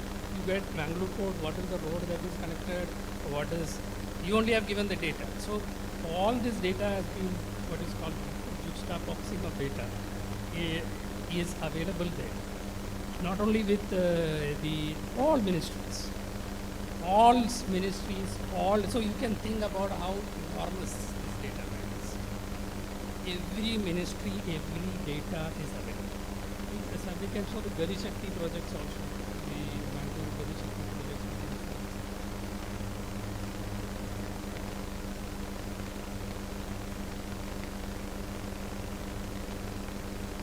There are the projects that you have added is also there. Your Mangalore port projects also will be there. All Gati Shakti, go to all Gati Shakti projects. Will be there. So the point is that this is the portal. It looks very simple. See, we actually don't call it a portal. You know, there is a word that has come up for this, which is called as a platform. So do not use the word portal. I also mistakenly use the word portal because portal is something where there is a transaction by which business to business portal, customer to customer. Now this is basically a tool as like the definition. It is basically a technological tool for decision making, where data accumulation is done. And from that knowledge is generated, and from that knowledge decisions are taken. So it is called as a platform. So it is not an interface. It is about layers. So that is why we call it as a platform. So there are more than 1,000 layers of data. Can you show the road and rail general, road and rail general data points? So that how the whole of India, if you can show what is the total roads running through. So that way you can see everything in one platform. And when everybody see everything in one platform, जैसे what Honorable Prime Minister has said, it becomes आपस में बात करने का काम हो जाएगा.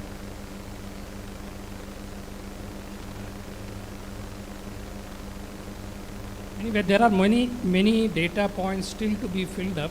We have a challenge that is facing. That is why that committee under Sir was set up. As far as the major ports are concerned, all data have been submitted. We don't have any lacuna.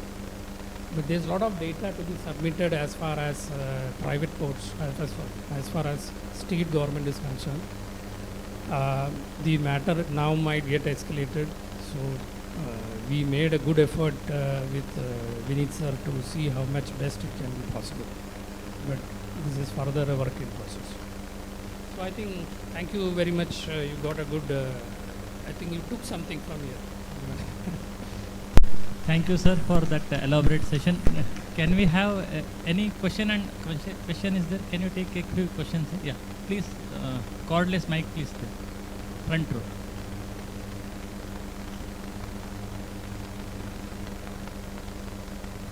Namaskar, I'm Captain Himanshu, traffic manager. The question I have for you is, after a lot of assessment, you put the project into Gati Shakti. And apart from this project benefiting from regular monitoring, any financial, like you mentioned, there is some fund. So apart from regular monitoring, any other benefit is accrued to the project in terms of finance? Has two parts. One is, okay, you identify a project, you put it up in the portal and you monitor it, how it is working. The other is about new projects, which in the second slide that I showed you, which is called as project planning. So in the project planning also, you can get into the NMP project, do the DPR, that is the technology that is planned. The DPR itself can be made there in the NMP portal, DPR uploaded in the NMP portal, and there is a format in the NMP portal which is for new projects, Gati Shakti projects, in which you have to fill up this format. And this format and the report, it automatically comes to the NPG that you are planning. From here it will go to the Ministry of Shipping, and from Ministry of Shipping it will come to PPI. There the technical support unit evaluates it and they see whether it is okay, whether any value addition is to be done, and after that the technical support units presents it to the NPG. This is the project, these are the ideas, the cost benefit of the project, and then it comes to the NPG. So by the time it is in the NPG, evaluation by NPG is already done, so they are ready with their questions. Understand? So that is why, because once the NPG clears it, from the NPG this goes to the Ministry of Finance for funding. For example, if it's a new project for funding. So it's actually quite interesting. You would say anything identified today for a port specific project. And right now we go for the funds first, whether we do it PPP, whether we have own funds. But in future, what you're saying is we can decide that we need this bridge or this berth or whatever we need for this port, and then submit it to the Gati Shakti. So that more evaluation will happen and the financial will be arranged by the yeah, so there is one aspect to that. As far as the financial aspects is concerned, the Ministry of Finance have issued a circular in terms about what is the Gati Shakti fund based on the budget. I told you about the budget.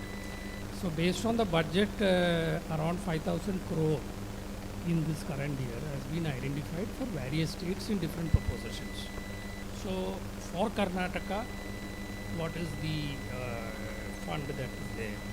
That way it will be dispersed. There is some calculation that ministry, suppose it's a 7,000, for example, it's a 5,000 crore project, and you cannot just say, okay, give me 5,000. You are eligible for, based on, I think, like Sagarmala itself. In Sagarmala, you take 50% and you ask Ministry of Shipping to give remaining 50%. That way. So funding also passes through the NPG Gati Shakti, if it's a Gati Shakti project. Anybody else? Audience, any question, please?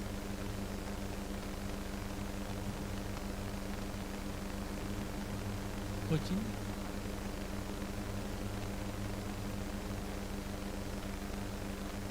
From our port user. Any doubt, any question you ask me, because from us only it goes up and comes to you. So from the basics, any doubt you have, you ask without any hindrance, even if it's a simple doubt. Yeah. Our Harinath. Yeah. Good afternoon, sir. Good afternoon.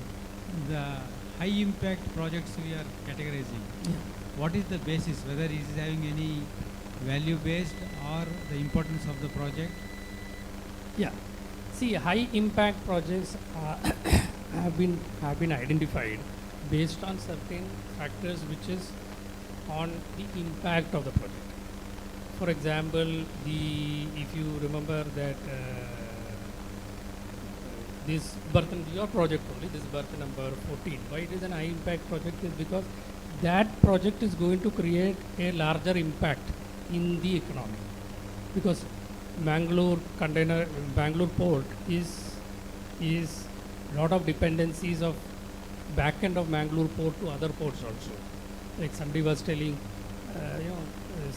somebody goes to Cochin, somebody goes to Bombay. But if Mangalore has to expand, if a new berth comes in, and especially if it's a container berth, it's going to create a sort of high level of impact. So the impact is measured in terms of employment, impact measured in terms of reduction in logistic cost, whether that project is having a significant reduction in logistic cost, or what is called ease of doing business, whether it is create benefits. So that way an assessment is made whether it is a high impact project. What normally we do it that we leave it to the project proponent to decide. That is why we ask this data, how many employment, what is it. So these presentations that you do is basically to evaluate the impactness of the project. Thank you. Good afternoon. Yeah. From Mangalore Chemicals and Fertilizers. Okay. After the handing over of this berth number 14 for the container terminal handling, so it has become more or less an exclusivity. So even if you want to handle the bulk cargo, the chances of handling there it will be very limited there, and even the vessels may have to be weighted. Otherwise, for more than 30 to 35,000 tons of the vessel for bulk cargo, there is no berth now. So only the option will be is about berth number 8, where the berth is not of in a good infrastructure standard. In case if we handle the more chances of the lossage of the cargo. So what we have also requesting here is until the commissioning of coming up of the berth number 70, see berth number 8 as infrastructure has been improved so that we can bring more cargo of 30,000 plus, because generally we deals with the fertilizers, we need to import more. So this is the one infrastructure hindrance till berth number 17 comes. Yeah, it is for your deputy chairman to answer that, because it's not specific to the technicalities. Because Yeah. This is basically the policy of the government. We are supposed to privatize certain things. We have gone on PPP mode for berth number 14. Yes, we are going with berth number 17. Maybe in the month of April, the work will start commencement. Within 2 years, we'll be able to complete. yeah, We are working out some other modalities at berth number 15, whether we can use the facility. But in specific MCF, yes, they have to live with the present berth number 3 and berth number 4. They have to handle the cargo and they have to manage. okay. So to answer you in a larger perspective, I did not want to get into the bottom and discuss which is not in my domain. But the larger thing is that this is what we are talking is in the Gati Shakti principle is about the stakeholder engagement. You know, what actually that the stakeholder as your company requires, and what it requires, what it has, what it does not have. Identification of that and developing project is for the project proponents. And because of those impact, suppose whatever you are talking about is some form of an impact. If that impact can be resolved by a project, it becomes a high impact project. Thank you very much, sir, for clarifying all the doubts. Thank you. Now it is time to present a moment. Be on the dais, please. May I request Sri KG Nath, our Deputy Chairman, to present a memento to our speaker for sharing wealth of knowledge on the subject PM Gati Shakti.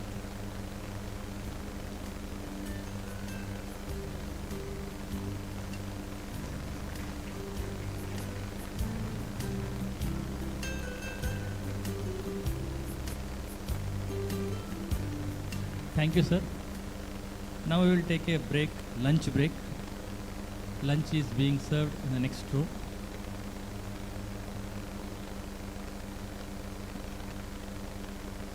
Yeah, we will reassemble at 2:15 to have a virtual session on Gati Shakti National Master Plan portal, benefit of user agencies. Lunch is being served in the next row. Please proceed to lunch.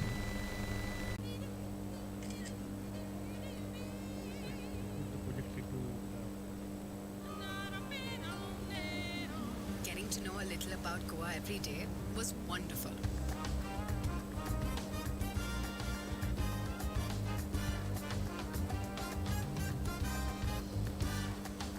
But the nights, that's when it comes alive.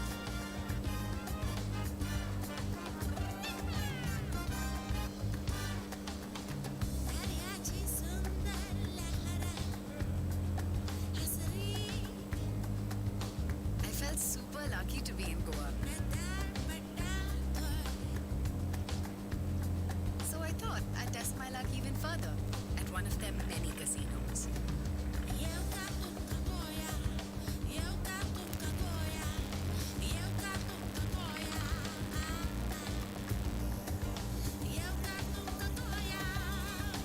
Jackpot. Boy, do Goans know how to celebrate. And I fit right in. From boat parties to clubs and folk dancing, the amazing nightlife kept me out and about every night.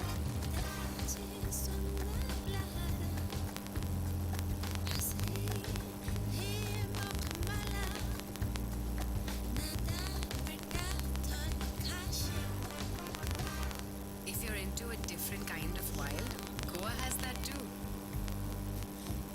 You can become one with the outdoors and see things you've never seen before.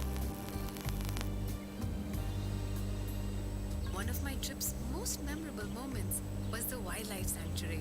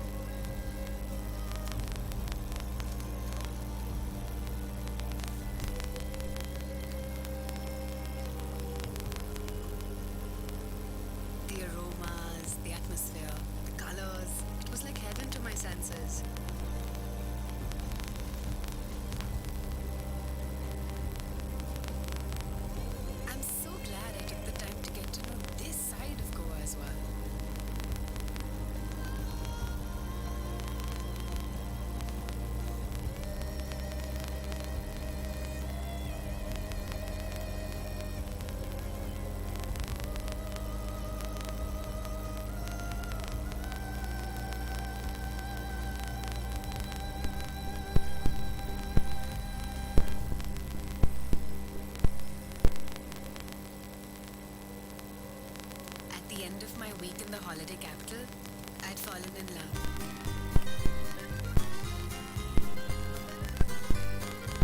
In love with the forever happy people I'd met there.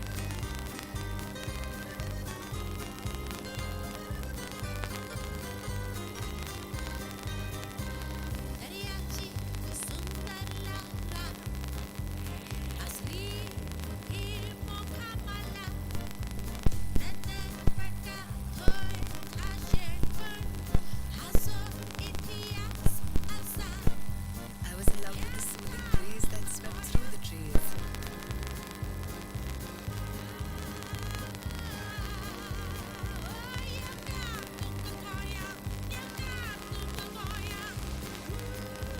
I'd fallen for the stories that emanated from the walls of Goa's countless forts. And of course, for the sea, the sunset, and all the magic beyond. By the end, I was left feeling bittersweet. I didn't want to leave, but I knew I'd be back.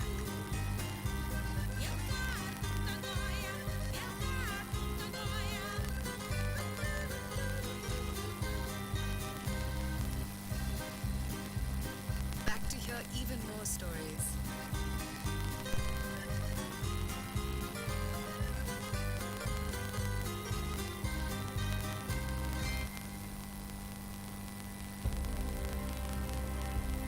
Back for more of my ocean.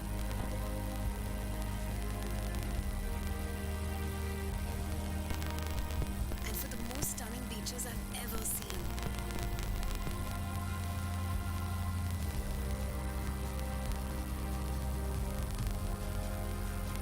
And all the crazy friends I'd made.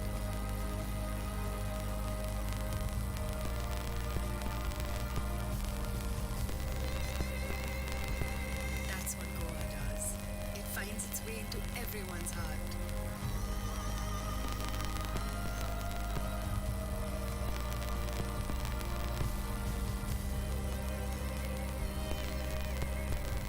Because there's truly something for everyone.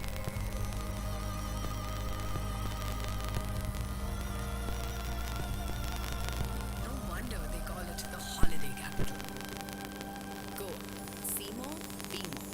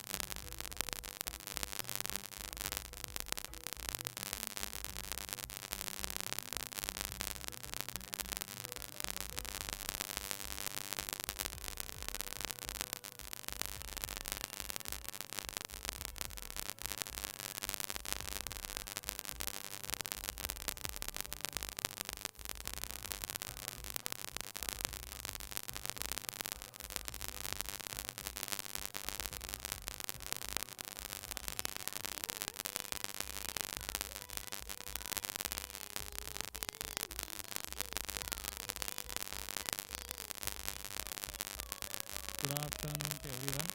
In a short while from now, we are going to start the post lunch session of first day program.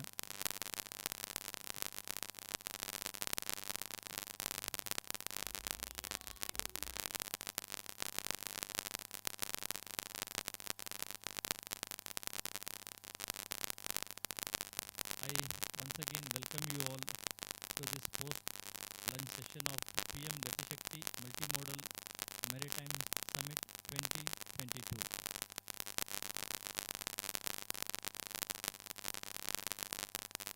Those who have sat in the corner, please come forward, come and occupy the seats here.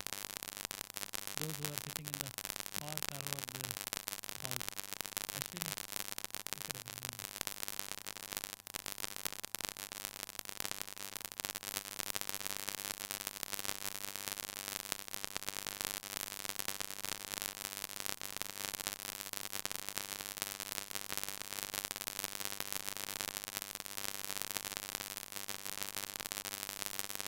Friends, hope you all had a sumptuous meal. After having a delicious food, it is very hard to keep ourselves not to doze off.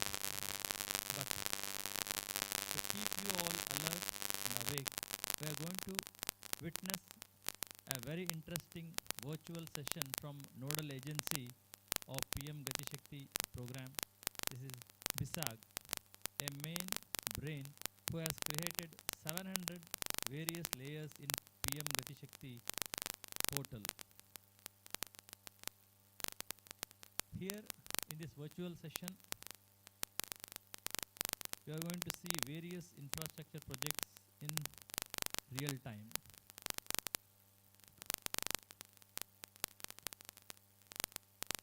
Siddesh, is the speaker is ready?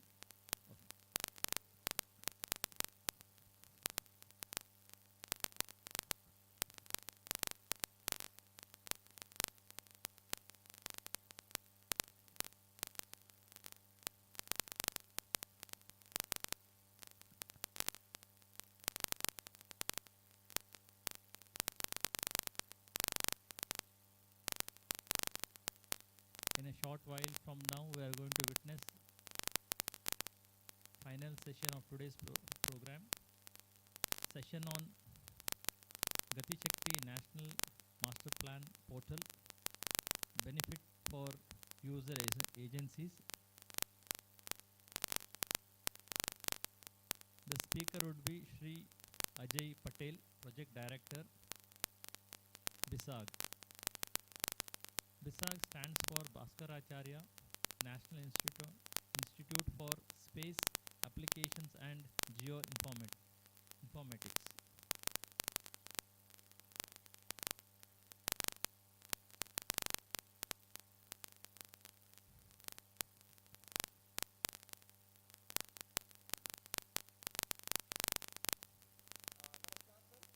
Yeah, over to you, sir, Shri Ajay Patel, sir.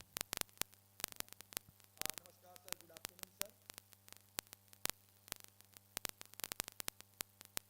Sir, I am audible, sir? Yes, you are audible.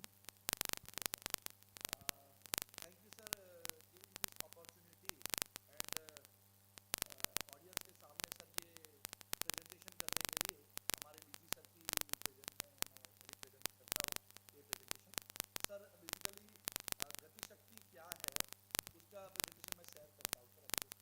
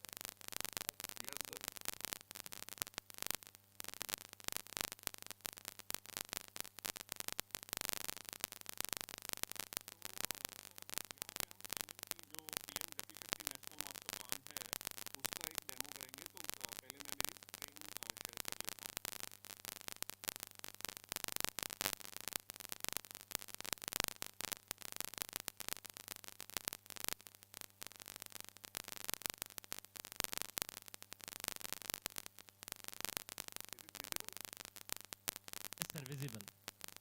Thank you.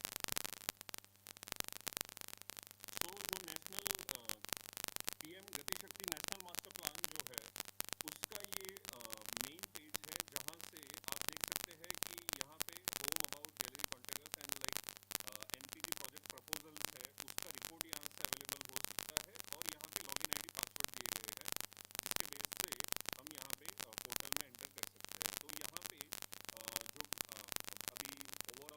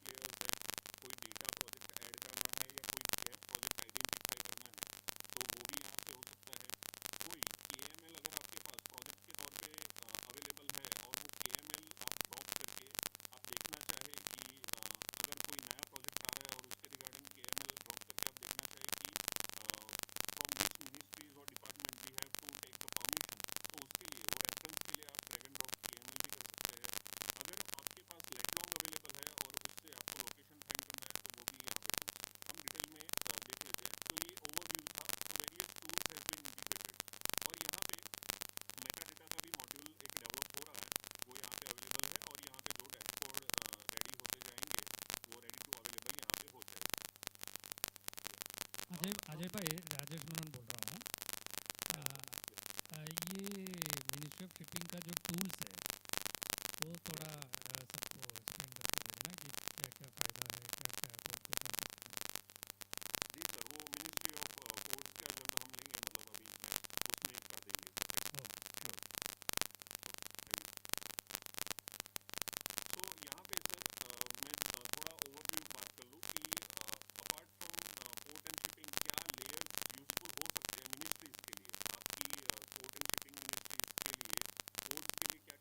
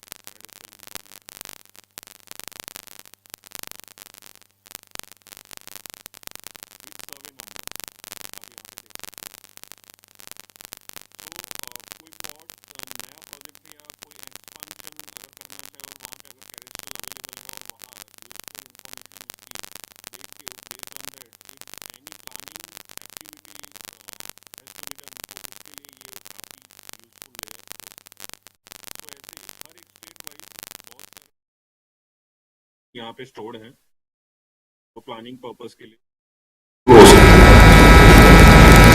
So ये सारे 36 state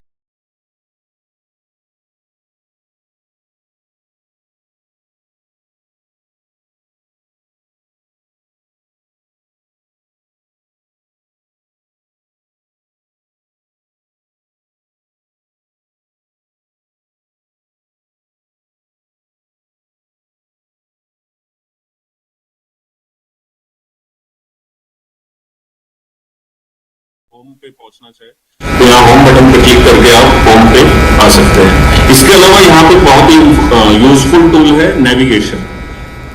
अगर मैं village level पे अगर navigation करना चाहूँ या plot level navigation, तो भी यहाँ पे based on the customization, based on the need, ये नेविगेशन टूल अवेलेबल कराया गया है। अब जैसे कि डिफरेंट मिनिस्ट्री या डिपार्टमेंट वाइज डिफरेंट एप्लीकेशंस हो सकती है। अब जैसे कि एडमिनिस्ट्रेटिव लेयर्स वाइज अगर देखना चाहे नेविगेशन, तो यहाँ पे स्टेट वाइज लिस्ट पूरा दिया गया है। मान लीजिए एक कोई स्टेट, हम कर्नाटक में कोई स्टेट में कोई पर्टिकुलर डिस्ट्रिक्ट में अगर हम जाके, अब जैसे कि मैंने यहाँ पे बेल्लारी डिस्ट्रिक्ट में कोई पर्टिकुलर तालुका लेवल पे, बेल्लारी तालुका में कोई पर्टिकुलर विलेज लेवल पर हम जाना चाहे, तो अब जैसे ही मैं यहाँ पे सिलेक्शन करता जा रहा हूँ, यहाँ पे वो स्क्रीन पे विजिबल होता जा रहा है। अब जैसे कि मैंने बेल्लारी ब्लॉक या तालुका जैसे सिलेक्ट किया, उसमें जितने भी विलेजेस है उसकी लिस्ट यहाँ पे अवेलेबल है। And through that you can directly go till the village level, और यहाँ पे village level information will be shown.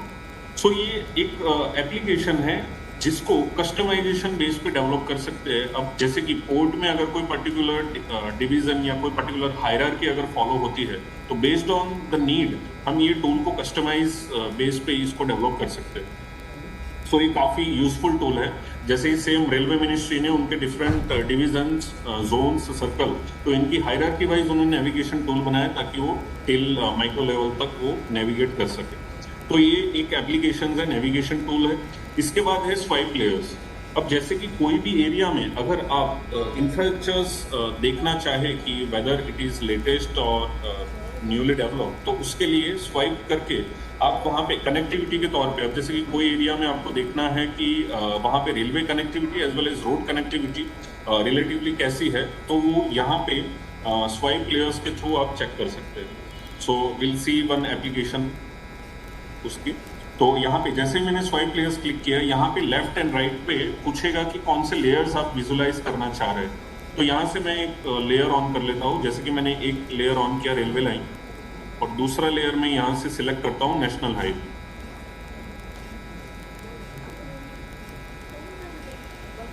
अब यहाँ पे लेफ्ट साइड स्वाइप लेयर्स में यहाँ पे मुझे पूछेगा कि whether you want to take left side as a railway line, तो मैंने यहाँ पे रेलवे लाइन सिलेक्ट किया और राइट साइड पे मैंने नेशनल हाईवे सिलेक्ट किया। अब जैसे ही मैंने सिलेक्ट किया, यहाँ पे एक टैब है नीचे स्क्रॉल का। अब जैसे ही मैं ये पॉइंट को जैसे ही क्लिक करके ऐसे मूव करूंगा, यहाँ पे लेयर में आप देख सकते हैं चेंजेस हो रहे हैं। सो कोई भी पर्टिकुलर एरिया में आप अगर कनेक्टिविटी देखना चाहे, एनालाइज करना चाहे, तो आप यहाँ देख सकते हैं स्वाइप के माध्यम से आप कोई भी लेयर सिलेक्ट करके इसकी एप्लीकेशन मल्टीपल हो सकती है। जैसे कि कोई नया एरिया है या कोई भी एरिया में डेवलपमेंट या हैबिटेशंस डेवलपमेंट आप अगर देखना चाहे, तो इमेजरी भी साइड बाय साइड कि 2010 में और 2020 में कितना डिफरेंस है, कितना डेवलपमेंट हुआ है, तो वो साइड बाय साइड इमेजेस रख के आप यहाँ पे एनालाइज कर सकते हैं। सो ये बेसिक एप्लीकेशन है स्वाइप लेयर्स। इसके अलावा यहाँ पे है find location. Find location available है कोई जगह के, और आप वहां पे लेटलॉन्ग के माध्यम से अगर वो जगह तक पहुंचना चाहे, तो उसके लिए यहाँ पे फैसिलिटी अवेलेबल कराई गई है लॉन्गिट्यूड, लैटिट्यूड। अब जैसे कि कोई भी जेटीज या कोई भी पोर्ट लेवल की एम्यूनिटीज आप थ्रू दिस लेटलॉन्ग अगर अवेलेबल है, तो वो यहाँ पे इनपुट करके आप वहाँ डायरेक्ट पहुंच सकते हैं, मतलब नेविगेट कर सकते हैं। इसके अलावा आपको सर्च बाय ग्रिड भी एक ऑप्शन अवेलेबल कराया गया है कि मान लीजिए आपके पास अगर ग्रिड कोई नंबर्स या लेवल पे इंफॉर्मेशन अवेलेबल है, तो वो भी कर सकते हैं। As well as degree, minute, seconds, latitude और लॉन्गिट्यूड अगर अवेलेबल है तो उसके लिए भी आपको यहाँ पे ऑप्शन दिया गया है, ताकि आप डिग्री, मिनट, सेकंड्स में भी लेट लॉन्ग डाल के वहां पे आप सर्च कर सकते हैं। ये एक अनदर इम्पोर्टेंट टूल था। इसके अलावा आपको नए प्रोजेक्ट्स अगर ऐड करने हैं या कोई गैप प्रोजेक्ट जो आइडेंटिफाई हुए हैं उसको ऐड करना है, तो उसके लिए भी यहाँ पे ऐड प्रोजेक्ट और गैप प्रोजेक्ट 2 टैब दिए गए हैं। अब जैसे कि यहाँ पे ऐड प्रोजेक्ट पे मैं जैसे क्लिक करूंगा, यहाँ पे 3 आइकन अवेलेबल हो जाएगी कि whether you want to store the location और प्रोजेक्ट इन पॉइंट फॉर्मेट और लाइन फॉर्मेट या पॉलीगॉन फॉर्मेट। अब जैसे कि कोई भी लोकेशन आप अगर ऐड करना चाहें तो यहाँ से हम पॉइंट सिलेक्ट कर सकते हैं। इसके बाद जो भी लोकेशन, अब जैसे कि कर्नाटका का मैंने एक लोकेशन यहाँ टिल विलेज लेवल तक जूम इन करके उसको मुझे ऐड करना है। यहाँ से रेफरेंस इमेज भी आप ले सकते हैं। जैसे कि मैंने हाई रिजोल्यूशन इमेज में जाके यहाँ पे हाई रिजोल्यूशन इमेज मैंने ऑन कर ली, और जैसे कि कोई लोकेशन लेवल पे अगर मुझे इंफॉर्मेशन ऐड करनी है, जैसे कि फॉर दिस बिल्डिंग या for this land parcel I want to add some details, या कोई भी प्रोजेक्ट्स में अगर ऐड करना चाहो तो वो जैसे ही मैंने सिलेक्ट किया another tab will be open up. जैसे ही हम सिलेक्ट करेंगे उसके रिक्वायर्ड इंफॉर्मेशन स्टोर करने के लिए एक फॉर्म ओपन हो जाएगा, और उसमें प्री फॉर्म एक फॉर्म रहेगा जिसमें जो भी एट्रीब्यूट्स आप डालना चाहे फॉर दैट पर्टिकुलर प्रोजेक्ट और एमिनिटीज वो आप यहाँ से स्टोर कर सकते हैं। तो ये एक ऐड प्रोजेक्ट एक टूल था, काफी इंपॉर्टेंट। और सेम ऐसी एप्लीकेशन दूसरी भी है कि गैप प्रोजेक्ट। अगर कोई आप गैप आइडेंटिफाई कर रहे हैं फॉर योर पर्टिकुलर पोर्ट और एनी प्रोजेक्ट, तो आप यहाँ से गैप आइडेंटिफाई भी कर सकते हैं और कंसर्न मिनिस्ट्रीज को, रोड मिनिस्ट्री या रेलवे या सिविल एविएशन या कोई भी मिनिस्ट्री को आप यहाँ से गैप आइडेंटिफाई करके वहां पे नोटिफाई कर सकते हैं। तो ये काफी इंपॉर्टेंट टूल थे दोनों। इसके अलावा यहाँ पे वर्टिकल प्रोफाइल एक टूल डेवलप किया गया है कि अगर कोई भी लाइन फॉर्मेट में या कोई अलाइनमेंट है या कोई भी प्रोजेक्ट नया आ रहा है, वहां पे टेरेन एनालिसिस आप अगर करना चाहे बिटवीन 2 पॉइंट्स और 2 लाइक ऑब्जेक्ट, उसके लिए भी यहाँ पे वर्टिकल प्रोफाइल एक टूल डेवलप किया गया है। जैसे ही मैंने यहाँ पे क्लिक किया, यहाँ पे लाइन ऑफ साइट जो एक वर्टिकल प्रोफाइल के लिए एक टूल है वो आप देख सकते हैं। अब जैसे कि यहाँ पे एक दिया गया है, कोई भी लोकेशन आप अगर जैसे सिलेक्ट करेंगे, जैसे मध्य प्रदेश में मैंने एक लोकेशन सिलेक्ट किया,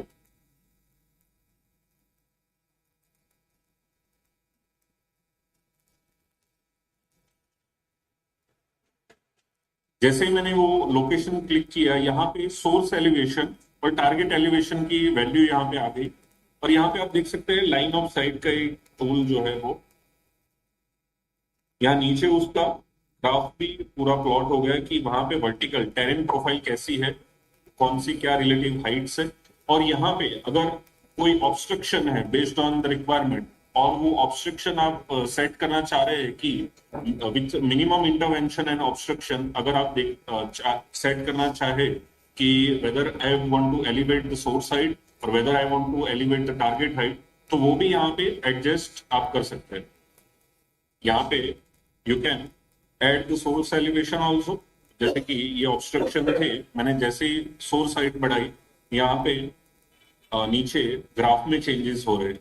एज वेल एज अगर मेरे पास टारगेट एलिवेशन की डिटेल्स है और वो टारगेट एलिवेशन अगर मैं मॉडिफाई करना चाहूँ फॉर द एनालिसिस पर्पस, जैसे ही मैंने टारगेट एलिवेशन बढ़ाया और सोर्स हाइट बढ़ाई, so with minimum intervention I can plan. तो यहाँ पे लाइन ऑफ साइट ये बहुत ही यूजफुल इंफॉर्मेशन और टूल यहाँ पे इंटीग्रेटेड है, और इसकी मल्टीपल एप्लीकेशन हो सकती है, हो सकता है पोर्ट के लिए भी ये काम आए। डिपार्टमेंट ऑफ टेलीकम्युनिकेशन की 4G सैचुरेशन प्रोजेक्ट की पूरी प्लानिंग इस टूल के माध्यम से की गई है, एज वेल एज रोड और रेलवे के अलाइनमेंट की प्लानिंग भी कटिंग फिलिंग के लिए यहाँ से की गई। तो ये बहुत ही यूजफुल टूल था। इसके अलावा यहाँ पे दूसरे 2 इंपॉर्टेंट टूल हैं। वन इज परमिशन टूल, जो हम यहाँ पे देखेंगे। कोई भी नया प्रोजेक्ट अगर आ रहा है और वहां जैसे कि कोई भी कंसर्न मिनिस्ट्रीज जैसे कि पोर्ट, अगर कोई नया डेवलपमेंट या नया प्रोजेक्ट पोर्ट डेवलपमेंट का करना चाहे, सो उनको यहाँ पे वो देख सकते हैं डायरेक्ट कि जो भी लोकेशन पे वो डेवलपमेंट करना चाह रहे हैं वहां पे कौन से डिपार्टमेंट्स या कौन से स्टेट से क्या परमिशन रिक्वायर्ड रहेगी, तो उसके लिए ये परमिशन एनओसी क्लियरेंस के लिए ये क्या क्या परमिशन चाहिए रहेगी, उसके लिए ये टूल डेवलप किया गया है। अब जैसे कि मैंने यहाँ पे सिलेक्ट किया road, railway, river, forest, monuments, eco sensitive zones, sanctuary और कोस्टल रेगुलेशन जोन्स। अब मैं यहाँ पे देखना चाह रहा हूँ कि मेरा अगर कोई नया प्रोजेक्ट आ रहा है वहां पे अमॉन्ग दिस ये जो road, railway, river, forest, monuments, अगर वो वहां पे इंटरसेक्ट कर रहे हैं या नहीं कर रहे, वो अगर मैं चेक करना चाहूँ तो जैसे ही मैंने वो सिलेक्ट किया, यहाँ पे एक लोकेशन टैब आएगा। अब जैसे कि कोई भी लोकेशन पे मैं एक अलाइनमेंट जैसे यहाँ पे ड्रॉ कर रहा हूँ, जैसे कि ये मेरा लाइन फॉर्मेट, ये मेरा प्रोजेक्ट है, मैं जैसे ही वो अलाइनमेंट ड्रॉ करूंगा वहां पे कौन सी जगह से क्या क्या परमिशन लेनी पड़ेगी उसकी पूरी रिपोर्ट यहाँ पे अवेलेबल हो जाएगी, starting from the village report. वो जो अलाइनमेंट है यहाँ पे आप देख सकते हैं विच इज ब्लू लाइन, वो अलाइनमेंट जहां जहां से भी पास हो रहा होगा वो एंटायर विलेज की इंफॉर्मेशन लिस्ट के तौर पे यहाँ पे आ जाएगी। जैसे कि यू कैन सी 87 विलेज में से वो अलाइनमेंट पास हो रहा है। जहां भी ये रिवर से पास हो रहा होगा ये अलाइनमेंट, उसकी लिस्ट यहाँ पे आ गई। जो भी रोड जो है वहां जहां से इंटरसेक्ट कर रहा होगा वो रोड की पूरी लिस्ट यहाँ पे आ गई, 55 एंट्रीज। अगर वो फॉरेस्ट में से पास हो रहा है तो उसकी इंफॉर्मेशन लिस्ट के तौर पे आ गई। और इसके बाद यहाँ पे जो भी यूजर या डिपार्टमेंट होंगे वो डायरेक्टली यहाँ पे एनओसी परमिशन के लिए अप्लाई कर सकते हैं थ्रू दैट पर्टिकुलर डिपार्टमेंट और मिनिस्ट्री वाइज पोर्टल से। तो ये काफी इंपॉर्टेंट एक परमिशन टूल डेवलप किया गया है और ये वेरियस आरओडब्ल्यू परमिशन के लिए as well as location permission के लिए, प्रोजेक्ट परमिशन के लिए भी ये यूजफुल है। और ये कस्टमाइज बेस्ड है, ये बेस्ड ऑन द रिक्वायरमेंट ये डिफरेंट डिजाइनिंग हो सकती है इसकी। तो ये काफी इंपॉर्टेंट टूल था परमिशन टूल जो हमने देखा। और इसके अलावा एक go no go area tool develop किया गया है based on the criteria shared by the different various ministries। यहाँ पे जैसे मैं गो एरिया पे क्लिक करूंगा, अब जैसे कि कोई भी जैसे कि पावर डिपार्टमेंट अगर नई ट्रांसमिशन लाइन अगर वो प्लान करना चाह रहे हैं तो वो ट्रांसमिशन लाइन कैसी हो, कौन से एरिया को अवॉइड करा जा सकता है और कौन से एरिया को प्लानिंग के लिए कंसिडरेशन में लिया जाए, उसके लिए भी ये go no go area tool develop किया गया है। जैसे कि मेरी कोई रिक्वायरमेंट है, मैं कोई डिपार्टमेंट से बिलोंग करूं और मेरे कोई प्लानिंग क्राइटेरिया है, तो based on the planning criteria मैं यहाँ पे मैन्युअली वो सिलेक्ट करके यहाँ पे इंफॉर्मेशन में एनालाइज कर सकता हूँ। अब जैसे कि मैंने देखा कि रोड से 12 किलोमीटर की रेंज में अगर मुझे चेक करना है, रिवर से 11 किलोमीटर, रेलवे से 10 किलोमीटर और फॉरेस्ट से 9 किलोमीटर, ये मैंने जैसे ही सिलेक्ट किया, यहाँ पे मैं जैसे ही सिलेक्ट करूंगा एरिया, वो टूल पूरा एनालाइज करके वेदर यू कैन प्लान और नॉट, तो उसकी पूरी यहाँ पे लिस्ट आ जाएगी कि आप फॉरेस्ट से प्लान कर सकते, मतलब नियर बाई फॉरेस्ट प्लान कर सकते हैं, but you have to avoid the roads, river and railway, ताकि वहां पे मिनिमम इंटरसेक्शन हो। तो ये काफी, ये बेस्ड ऑन द क्राइटेरिया ये डिफरेंट कस्टमाइजेशन के बेस पे अवेलेबल हो सकता है। एंड सेम बफर टूल भी है यहाँ पे, जैसे कि कोई एक पर्टिकुलर पोर्ट्स के आसपास में अगर आप एमिनिटीज देखना चाहे तो वो भी यहाँ पे रेंज सिलेक्ट करके आप कॉन्टेक्स्ट में क्या क्या डेटा लेयर्स या एमिनिटीज अवेलेबल है वो आप यहाँ पे बफर टूल से देख सकते हैं। और second last one is major, यहाँ से आपको कोई भी पर्टिकुलर लाइन या कोई पॉलीगॉन मेजर करना है तो भी आप मेजर कर सकते हैं, जैसे कि वो किलोमीटर में दिखा रहा है। सो ये पूरे सारे यूजफुल इंफॉर्मेशन है और इसके अलावा लेयर्स के बेस पे क्वेरी बिल्डर्स भी यहाँ पे इंटीग्रेटेड। सो ये पूरा ओवरव्यू था नेशनल मास्टर प्लान का, और जैसे ही अपकमिंग प्रोजेक्ट्स और स्टेट वाइज प्रोजेक्ट्स आते जाएंगे वो यहाँ पे इंटीग्रेट होते जाएंगे। Thank you everyone. सर बहुत बहुत धन्यवाद। Sir Ajay Patel sir line में है sir? Khalid sir is there sir. Khalid sir, okay. वो कोई प्रश्न है क्या? Anybody having any questions?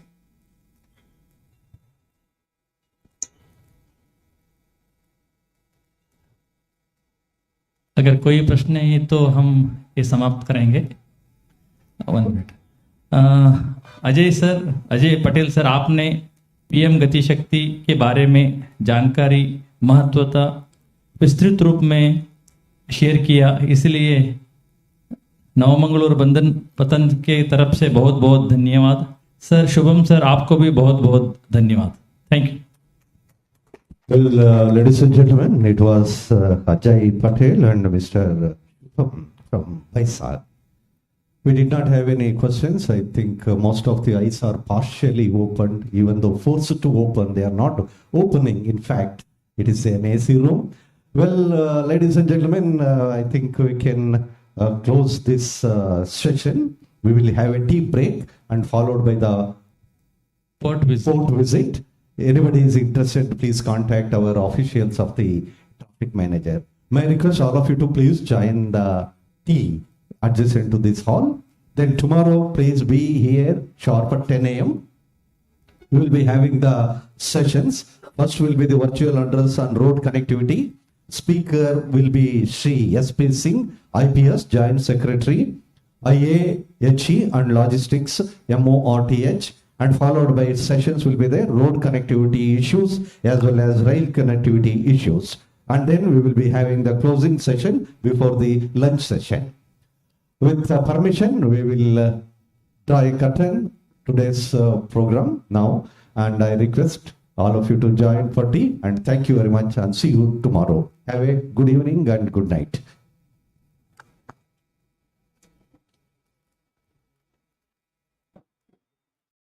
Visit port, and if they would like to give their name, please give. A bus has been arranged. It will come at the entrance.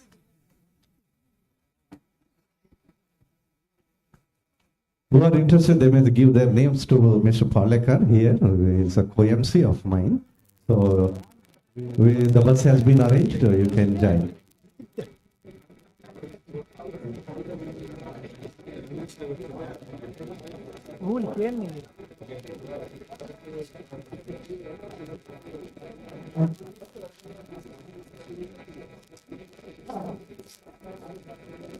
Bag ಡಮ್ಮಲ್ಲಿ ಬೇಕಾಗುತ್ತೆ